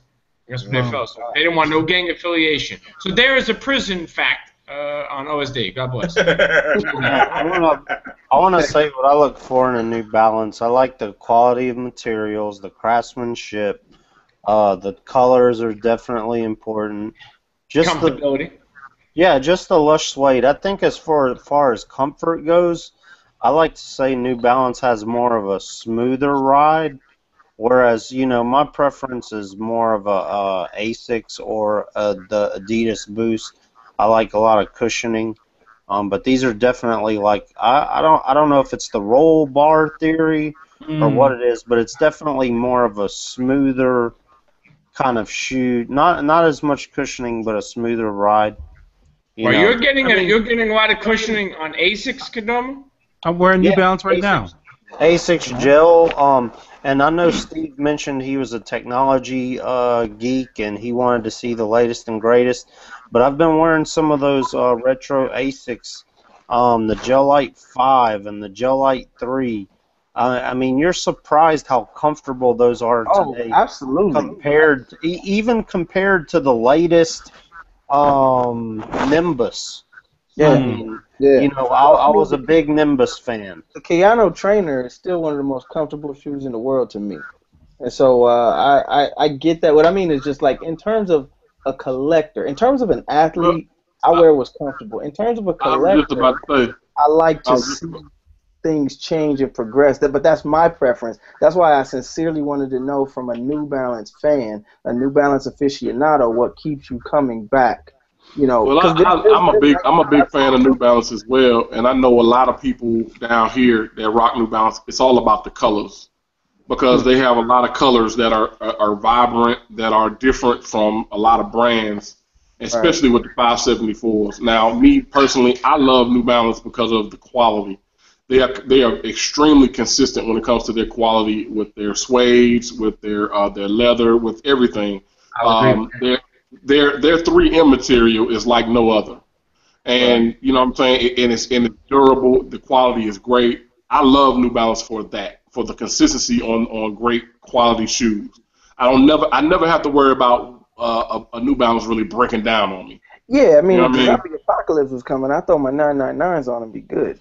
Oh, there you go. There you go. It's funny because I still have 999s that I got from like back in Man, '05, those things '06, are tanks, man. and they never. I don't have to worry about nothing when I put them on. I got 587s. I mean 574. Of course, everybody knows my affinity to the 580s. I mean, I love New Balance for that, but like I said, I know a lot of people. I know a couple people down here who are big New Balance fans. They won't wear anything but New Balance, and they love the 574s for the colors. They pride themselves on. I don't care if it might be the same navy blue color, but if it has like a different color in with a different sole or a different type of mesh on the toe box, they're getting it because it's different. You see what I'm saying? It's like they pride themselves on the different colors, the different materials, the different suedes on the 574. So I can see it. All right, good info. Good info. Here's my thing about New Balance, good and bad. From a nostalgia perspective, you know, the models have already been mentioned: 580, 574s, 1300s, 1500s, you name it. And everything we're saying, New Balance already knows. That's why they kept doing what they were doing, and they didn't change anything. My problem with New Balance is they have to change something now. Okay. Because Skechers has already passed them, and they're already the #5 sneaker manufacturer in America. Yeah. A company like Skechers has passed a company that's 100 and some odd years. That's what, and paper. I think that's what I'm getting at. Hear me out. It was a long way around to this point. We blast on Nike for retros and not making innovation. We blast on Adidas for not telling their story. But New Balance has sat quietly and gotten a pass for doing all the same damn things. Well, like at some point, a company that could. I think we get on New Balance too, though. With the exception of one. Here's the one exception. Steve, you're right, but here's the one exception. New Balance has never made shitty shoes. No, you're right about that. Exactly. You're right about that. I just mean. But I'm not gonna say I've given them a pass because I know I give them. I take that back. Their current crop of shoes needs to step the hell up. So they have made some shitty shoes, but it's in their athletic performance side. On their lifestyle side, you're right. Everything is top notch quality. But that's what boggles my mind is a company that can make a shoe, a silhouette, 999, 574, 580, 1600, 1300, that can last for so long. Where did their innovation go? Where did their longevity go? Bring that shit into your modern shoes, because their modern crop of shoes from mid-90s on, starting with that shitty trail shoe and all the way up through their barefoot runners and low-rise runners and all of that. Their current couple, you know, what was it? The 890, the 8 what's the marathon that we all like? Yeah, the 890. You're right. The 890, loved it. You know, that's a good one. You know, talking about the new one that they have with their version of their kind of lunar foam. That shoe, the fresh foam. The fresh foam. That shoe is a great one too. Yeah, now I like that. I was about to say. More of that. So we see what your point is, which hopefully they continue with stuff like fresh foam. The barefoot running trend is dead. So all the minimists and collaboration with Vibram and everything is done. That was my biggest problem with them, was they stayed with that stuff too long. That died like 3 or 4 years ago, and they still were putting them out last year. They rode for the minimal running trend with Vibram on everything, as tooling and everything too long. They stuck with it too long, yeah. And while they was on that trend, unfortunately, a company like Skechers was ripping everybody off and still making money. Yeah, the fresh foam is great. I mean, the fresh foam and that 890, those two shoes alone that's where I was asking D and and other New Balance fans. Like, to me, those are the ones that I'm more attracted to because I like innovation. I have 999s. I love them. I still wish I could get my hands on some Kennedys. I have 1500s. I love them. I have my I call them my Steve Jobs joints, my gray 993s. Love them. But I'm more on the innovation side, so I like to see those newer ones, the 890 and all those fresh colorways but still functional. Well, I think their biggest problem is they need to kidnap some people from Nike's marketing department. I think that's what the main, because they make good stuff, and that's always been my biggest gripe with New Balance is you make good shit. Why don't we know about it? Like, why do I have to go to NewBalance.com and sit there for like 15 to 20 minutes to find out what you have? I shouldn't have to do that. Why can't I get it from the blog like everybody else? I've always had a problem with New Balance for that because they don't pub their stuff enough. I think yes and no. I think part of it is folks on the blogs are not paying that much attention to New Balance. And only unless it's a collaboration, right? Or some wild, like, crazy colors or limited edition. Like, people have drank. We know this. I mean, I'm why say is that? Why is that, though? People follow the masses, particularly with the swoosh or Jumpman. Let's be honest. Kids are finally just slightly, and I say this on purpose, just slightly breaking away from being followers and being led to the slaughterhouse. Because they're like, well, if I get the sneaker today, how many people am I going to see with the same pair of sneakers when I go to school? True story. So now people are like, yo, I want to be a little different, which is what the whole culture is about: individuality, trying something. I don't want to walk into a party and see 10 people wearing Air Jordan 6s, black infrared. Like, really? That's not some cool. Of these young people think that shit cool. They think oh my God! Last summer, I wanted to wear my freaking playoff 12 so bad, and I just refused. Well, it's funny. It's funny you mention that, D, and it's funny because it's like, like for a while I would wait to wear my Jordan because you know that everybody and their baby moms will have it, and the little one. And yeah, exactly. And I really like grandma. I really like that people jump on other brands, but here's a great. It's funny, I really have time to ever jump on. So now that I'm here, this would be a great to hear what you guys got to say, even though we're a lot of old heads on here. But it's perfect for it. Well, I mean, you're getting old. You're getting old. Hey, here's something. We're all getting old. Guess what? Yeah, we're all getting old. But check this out. Here's a perfect topic, real quick, that I'll drop on you. A couple days ago, I was out with some folks, and they let me know that they're bringing Troop back. And so my question, they're bringing the jackets, everything, and they're gonna do it official, above the letter, etc. But sneakers. So here's my question to you: when you speak about kids wanting new brands and kids opening their mind and also learning from the internet. Because let's be real, vintage is respected by us, but it's also now a thing where kids flock onto. But here's my question: Troop comes back out. Can they do well? Will people buy them? No. Exactly. I want to say no, but we just. I think it depends. On who's back. I can easily say no because 1, there will never be another New Jack City. 2, there will never be another group like Troop who was on the New Jack City soundtrack. And 3, we don't support our culture and interact with our youth. I think as much as we should in order to appreciate and teach that. But and also LL Cool J wears FUBU now. Wait, no, but LL Cool J could be a sponsor, but regardless of that. But let me throw something in the mix real quick, because hindsight is 2020 and our lenses are now far more advanced. Look back at Troop and tell me that they're not all knockoffs, because they are. Like, let's not fool ourselves. Well, that T was a knockoff for the feline. That's Yeah. let's not fool ourselves. There's a truth that looks like and the then CX. Todd one came and smacked them both in the fucking head.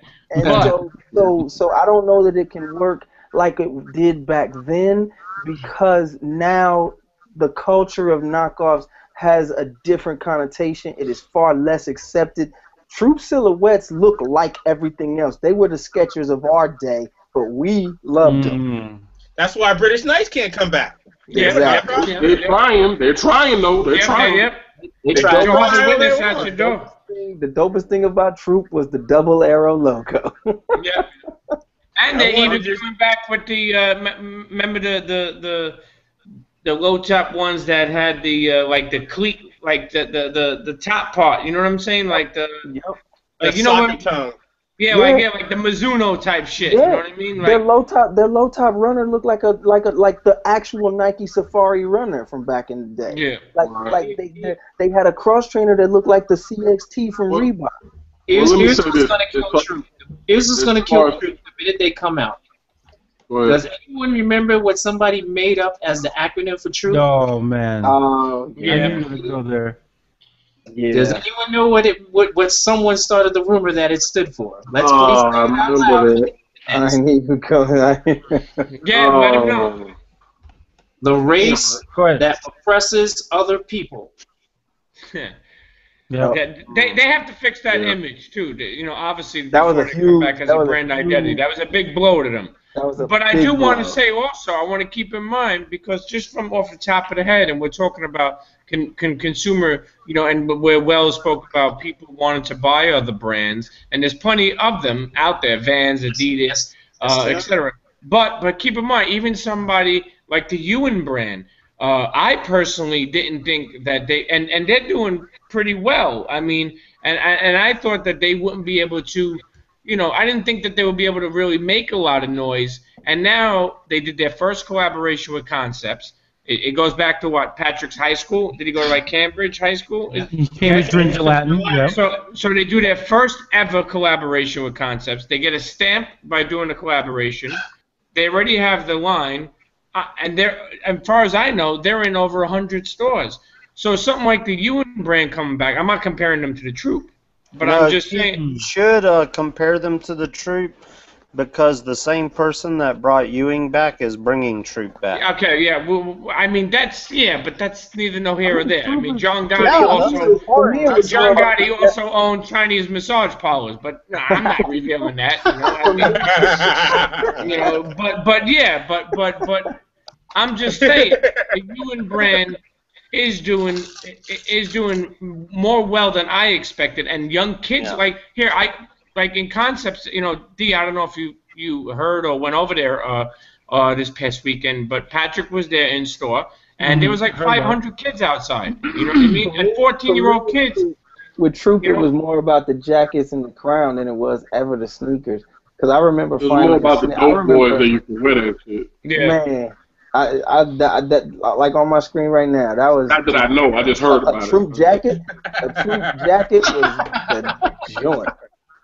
Yeah. You know, this goes back to my earlier comment. We were talking about the Jordan shoe, and we all understand it, and I think we're capitalizing on it. But our community, our culture, tells stories better than anybody else, and Concepts is known for being able to capture that story and tell it correctly, better than most brands, which is why they still have collaboration. So to bring Patrick Ewing back, Ewing is doing good because they involved Patrick. They're telling the Patrick story. They're not trying to be something they're not. So it all goes back to being able to tell a story and communicate to your consumer. Yeah. And no one's doing it better than the sneaker culture. No one's doing it better than us. Let me ask this question. And they got a couple of other collabs that I know of. I'm proud to see another brand come and move like that. They're bringing back the Rogues, which were the knockoff 8s. They're bringing back the Rogues, you know, but they're expanded. They're expanded, and they got a couple other collabs. So what I'm trying to say is I see like a Troop, and then you have all these brands, and I'm like, they're trying to come back and do things. So you're right. Concept is a perfect place to start to develop a story. But let me ask you a question. What story does Troop? What story are they gonna tell? They don't. That's why it's gonna fail. There's not a story to tell. Yeah, I was about to say because the only story I know is like you said, the dope boys around the hood. The story is you can't get a 20 for $18. That is the story. Do not come up short. They had a lot of. They had so a lot. They're gonna tell you how to flip a bird or something. I don't know what the story I don't know what story they can tell that's gonna make them make them endearing to everybody. I don't know. As a marketer, I could tell you exactly the story they could tell, but I don't want to give that one away on air. DHC, don't do it. Hey, listen, if APL, okay, OSD's favorite brand, okay, could sell sneakers, then maybe Troop could sell a couple, maybe. I think they'll sell a couple. There's a story there. They'll sell a couple for nostalgia points. You're right about that, but I think to answer Pete's question, it is it's possible, but I personally think they missed their mark. I think the retro vintage market is kind of oversaturated now with Ewing, British Knights, but Etonic. And like I said, we've seen it with Etonic. Etonics went on sale almost immediately. So and everybody look at my screen right now. When you re-release silhouettes of knockoffs, which is what your brand was, that's gonna be tough. Those fucking Troops are crazy, man. Is that the Pegasus? No, that was a surprise. Wow! Oh no! Put those back up. Put those back up. What is that? Who put that up? I'm telling you, it's crazy, man. Where is the arrow? The arrow is pointing like, yeah, look at me, I'm stunning. Look at this. I got a picture. Hold on. I got a picture from. Hold on. That's like. Look at this. This is the Reebok CXT. Yep. Like let's be real. These are knockoffs. These are stone cold knockoffs. This is the interior of a forum. Let's keep it 100. I got that one right here.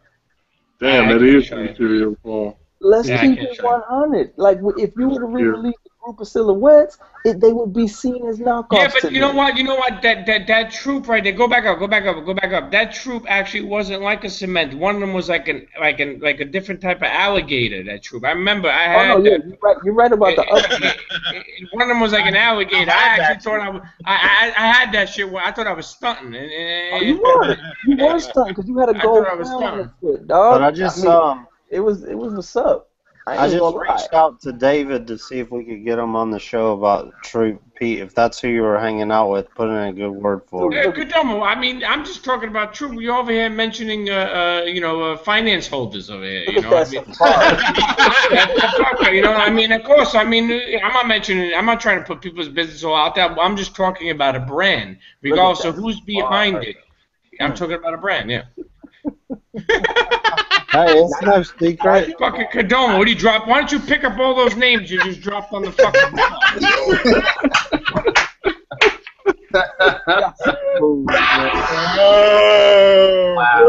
How you like your Reeboks? How you like your Reeboks? So here's the answer. Here's the answer based on Pete's question. Okay. If they have a story to tell and they can execute it properly, they might gain a little bit of traction. A little bit, true.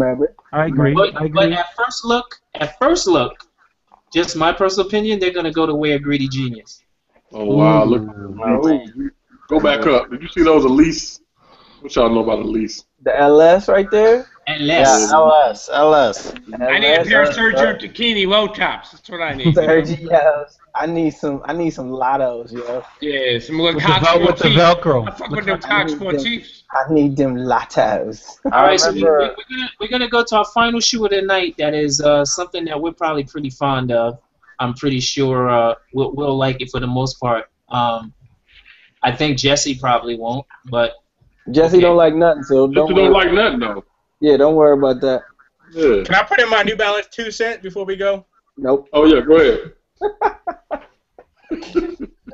Hurry, I'm putting up my shoe on the screen now. Forget it. I'll talk about it later. Go ahead, man. Let him Rao Jr. I was just going to throw up there for D, and we were talking about tech, and Kadoma was asking about it, but the New Balance I had on the other day, this is what I'm holding here. This shoe is almost four years old, and it was sitting on the shelf in City Sports at the time, and I was working there. and I believe I might be the only one that bought it. Hold And it up. It's called It's actually called the 1574, and it says 1574 Silver Icon Pack. The entire shoe is synthetic suede, and all the logos are embossed. There's no stitching. It's completely seamless, and it's got reflective material underneath. And the sole is a one-piece sole. It's not a 574 sole, but it's 574 tooling on the bottom. Let me see that again. Hold it up. Hold it up. We get on Adidas' case for not telling stories. Where's the story on that? That's beautiful. Tell the story. Now, I would think I'm the only one that saw it, which is what I'm talking about here. I picked it up, I bought it, and it's been in my closet ever since, and I broke it out like the other day. But what we're talking about when Ridiculous are saying, hey, they're not telling the tech story, they tried it, and they didn't market it, and they don't know what to do with it. But it's there. So, right, maybe they need to steal some Nike people, but the opportunity is there, and they're just not taking it. Right. Yeah, man. I'm telling you, that new technology, that new cushioning on their latest shoe is dope. That fresh foam is crazy. The fresh foam is real dope. Well, we'll tell the performance store here on OSD. I'll take that responsibility. Okay. I tell you, you know, it's even comfortable that that Packer shoe, that micro pacer that's coming back out. The That Adidas one that came out. Yeah, the Adidas. Yeah, I got. Hold on. Yeah, buddy. Yeah, buddy. Oh, I got it. You know, I got a pair of them paper. Oh, you You got a pair do? of them already? The EQT support. Yeah. I got the oddity. I got the This joint right here. P, how do you get the shoe already? Hey, don't ask questions. What are you, Kadoma? Come on. Fucking Kadoma's gonna be like, I just spoke to Adidas and find out if they know you have the shoe. No. Look. He'll give you a whole name. He's like, yeah, P is P-E-E-E. Yeah, premium P. Yeah, it's him. Yeah, he's Italian. Yeah, that guy. Yeah.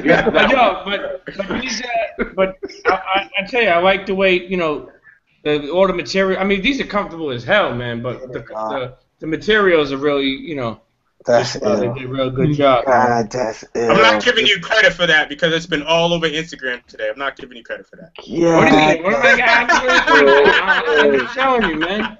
Yeah, the micro. I see opportunity knocking. Not the. That's the micro paper support. I'm just saying, this is something new. It's coming out. That's what I'm talking about. The micro colorway of that shoe was crazy. That Yeah. shit. Yeah. See, I got the oddity colorway. And that's a Packer exclusive, right? Yeah. I think more shops need to pay attention to what Packer is doing because they have the best releases out of anyone. Well, I said it before, and I'll say it again. And this is, you know, I said that when it's all said and done, you're gonna respect what OSD done. When it's all said and done, you're gonna respect what Packer has done. And I believe in that, Kodoma, and because I feel like they always brought people, like the way they release things, they always brought people, like they brought James Worthy, they brought Sean Kemp, they brought I think they brought who else? They brought Dominique. Dominique, like the way they like Biz with the Pro Cats, like the way they handled everything was for the culture. I feel like Packer shoes never handle shit like corporate stiff. You're right. They were more done like it the right way. They've done it the right way. I feel like they would have dressed down. Like, you know, when companies started giving dress down on Friday, Packer been done that. You know, and that's how I feel. But I agree with you, Kadoma. I do agree. You know, need more stores like that, and that's why I don't mind dropping names because you know people like that are one of us, and they deserve to be commended, man. And you know we need more of them in the industry and less of the people that are 9-to-5ers and really don't give a crap about their job. Yeah. Yeah. Now I'm only listen. Name drop somebody playing with you, Kadoma. I love you, man. You're a bro. No, that's all good. I tell you, but you better stop eating them steaks at Junction Bar on Thursday. Last time I seen you your fucking belly. Holy shit, man. I'm running. Yeah, I'm gonna punch him. It's good. I'm in Texas. What can I do? Yeah, I mean, listen. You know, H-Town. Yeah. All right, so the next shoe up that's on screen now, we're talking about, we hinted that it was coming a while ago. Now we got some official images hit the net. The Adidas Consortium Pack Prime Knit Pure Boost. Those shits are I nice. love the Boost. That's my favorite shoe right now. It took me by surprise.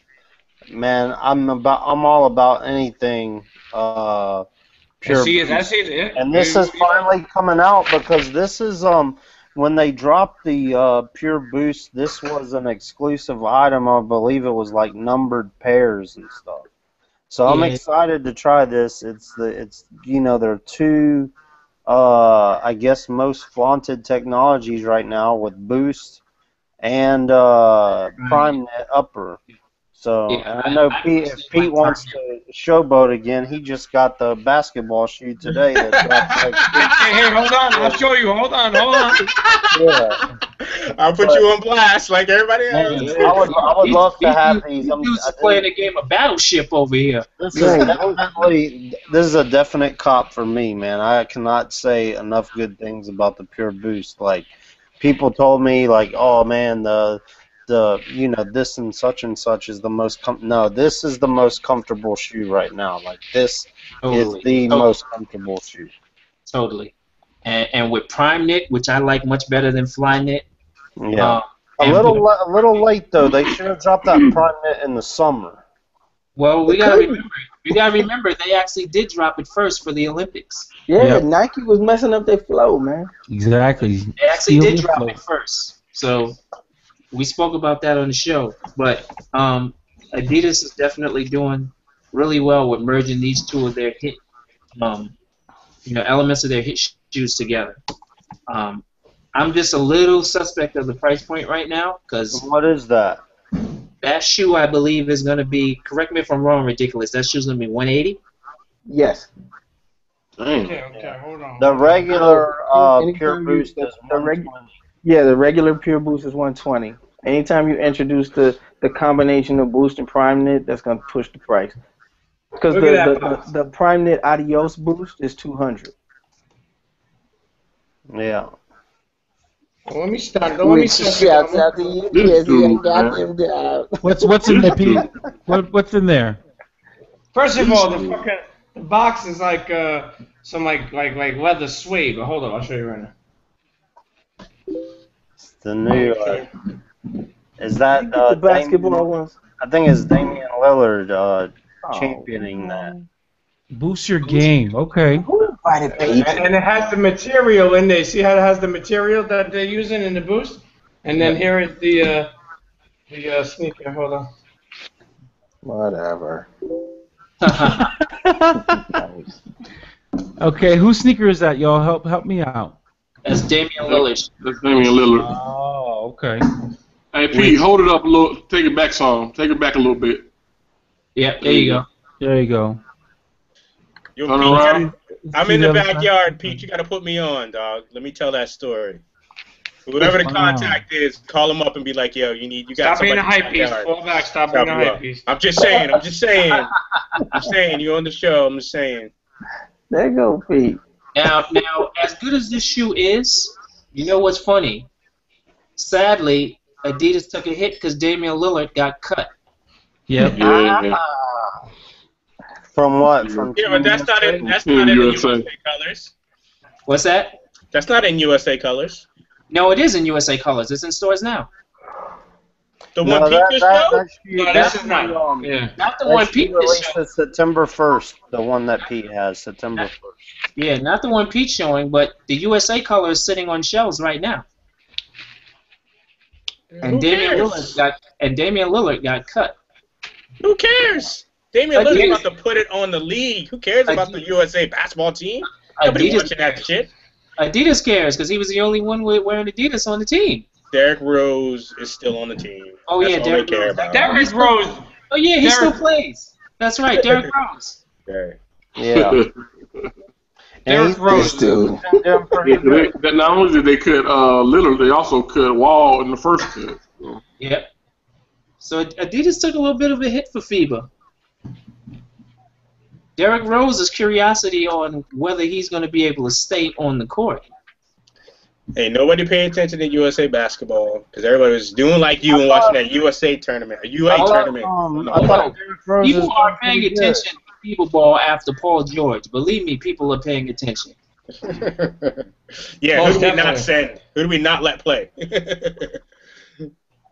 The perfect storm was Paul George getting hurt and Kevin Durant deciding not to play and Derrick Rose playing. That's the perfect storm that has everybody watching FIBA basketball. People are watching. MSG was a packed house for those 2 games here. I was about to say, because everybody thinks now that they're vulnerable, they might lose. That's why they're watching. Before, when Durant was on the scene, nobody cared because they figured they'd win. MSG was a packed house for those games here. The new MSG holds 18,000 people. They're gonna win. We know they're gonna win. Yeah, but if they lose a game, shit gets interesting real quick. Very quickly, exactly. So They won't lose. 12:20. It's 12:20 a.m. Eastern Standard Time. We broke day on our 7th anniversary show. We said we weren't going to be the vampires of the night, but we lie once again. Our ever-present efforts to cut the show down to an hour and a half are just pure lies. Shit. Pure lies. But tumble finger and all. We got to thank Premium Pete for coming and riding with us for the 7th anniversary show. Most Thanks. definitely. Combat Jack show airs again when? We just dropped an episode today with the entertaining Kevin Gates. So yes. So he don't get tired, but maybe some people do. But we dropped that, and we got like I said, we got Ice-T next week. So but we on the move, man. We on the move. All right, Kadoma. Yes, sir. Please put out the particulars it's for going the down. Going down like 3 weeks from now. So I want to see all the disorderlies in the building. LIU Brooklyn and New York City Sneaker Summit in conjunction with the Source Magazine celebrating 25 years of the Source Magazine. We'll be there Sunday, September 21st from 12 to 7 p.m. All the information is on sneakersummit.com. Again, the hotel deal ends on Friday, so make sure you head over there, sneakersummit.com/travel, and book your room where we're all going to be staying at. So You know what I appreciate about him, Kadoma? After I know him all these fucking years, he appoints me to find a fucking place for him to eat while he's at fucking in New York. Yeah. Why don't you find a place for us to eat? Yeah, don't worry about it. Thank you for that turtle flush. Oh, you know why? Because you got the website over there. You know why? I know, but what I'm saying is that all these years, the one thing he points me to is find a place for us to eat afterwards. Right. And once he gets there, he'll see there's so many places to eat, it'll make his head spin. Yeah, we're gonna send him to. I know we're gonna have a good 20 or 30 people, and there's not a lot of places that can handle that type of crowd. Wait. That's on a Sunday evening. Kadoma, is this your first time in New York? No, I'm just saying. He's been in New York. They may take you in, but they're not going to take good care of you. Right. Pause to taking you in, but definitely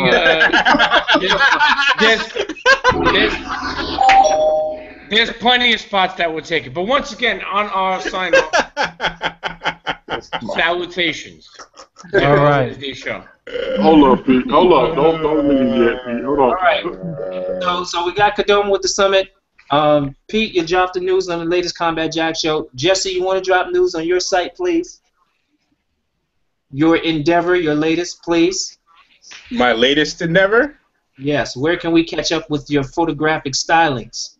Oh, hit me up at CTMP_ on Instagram, throwing up some culture relevant photography. You know what I mean? Get at me. Let's do some collaborations, whatever.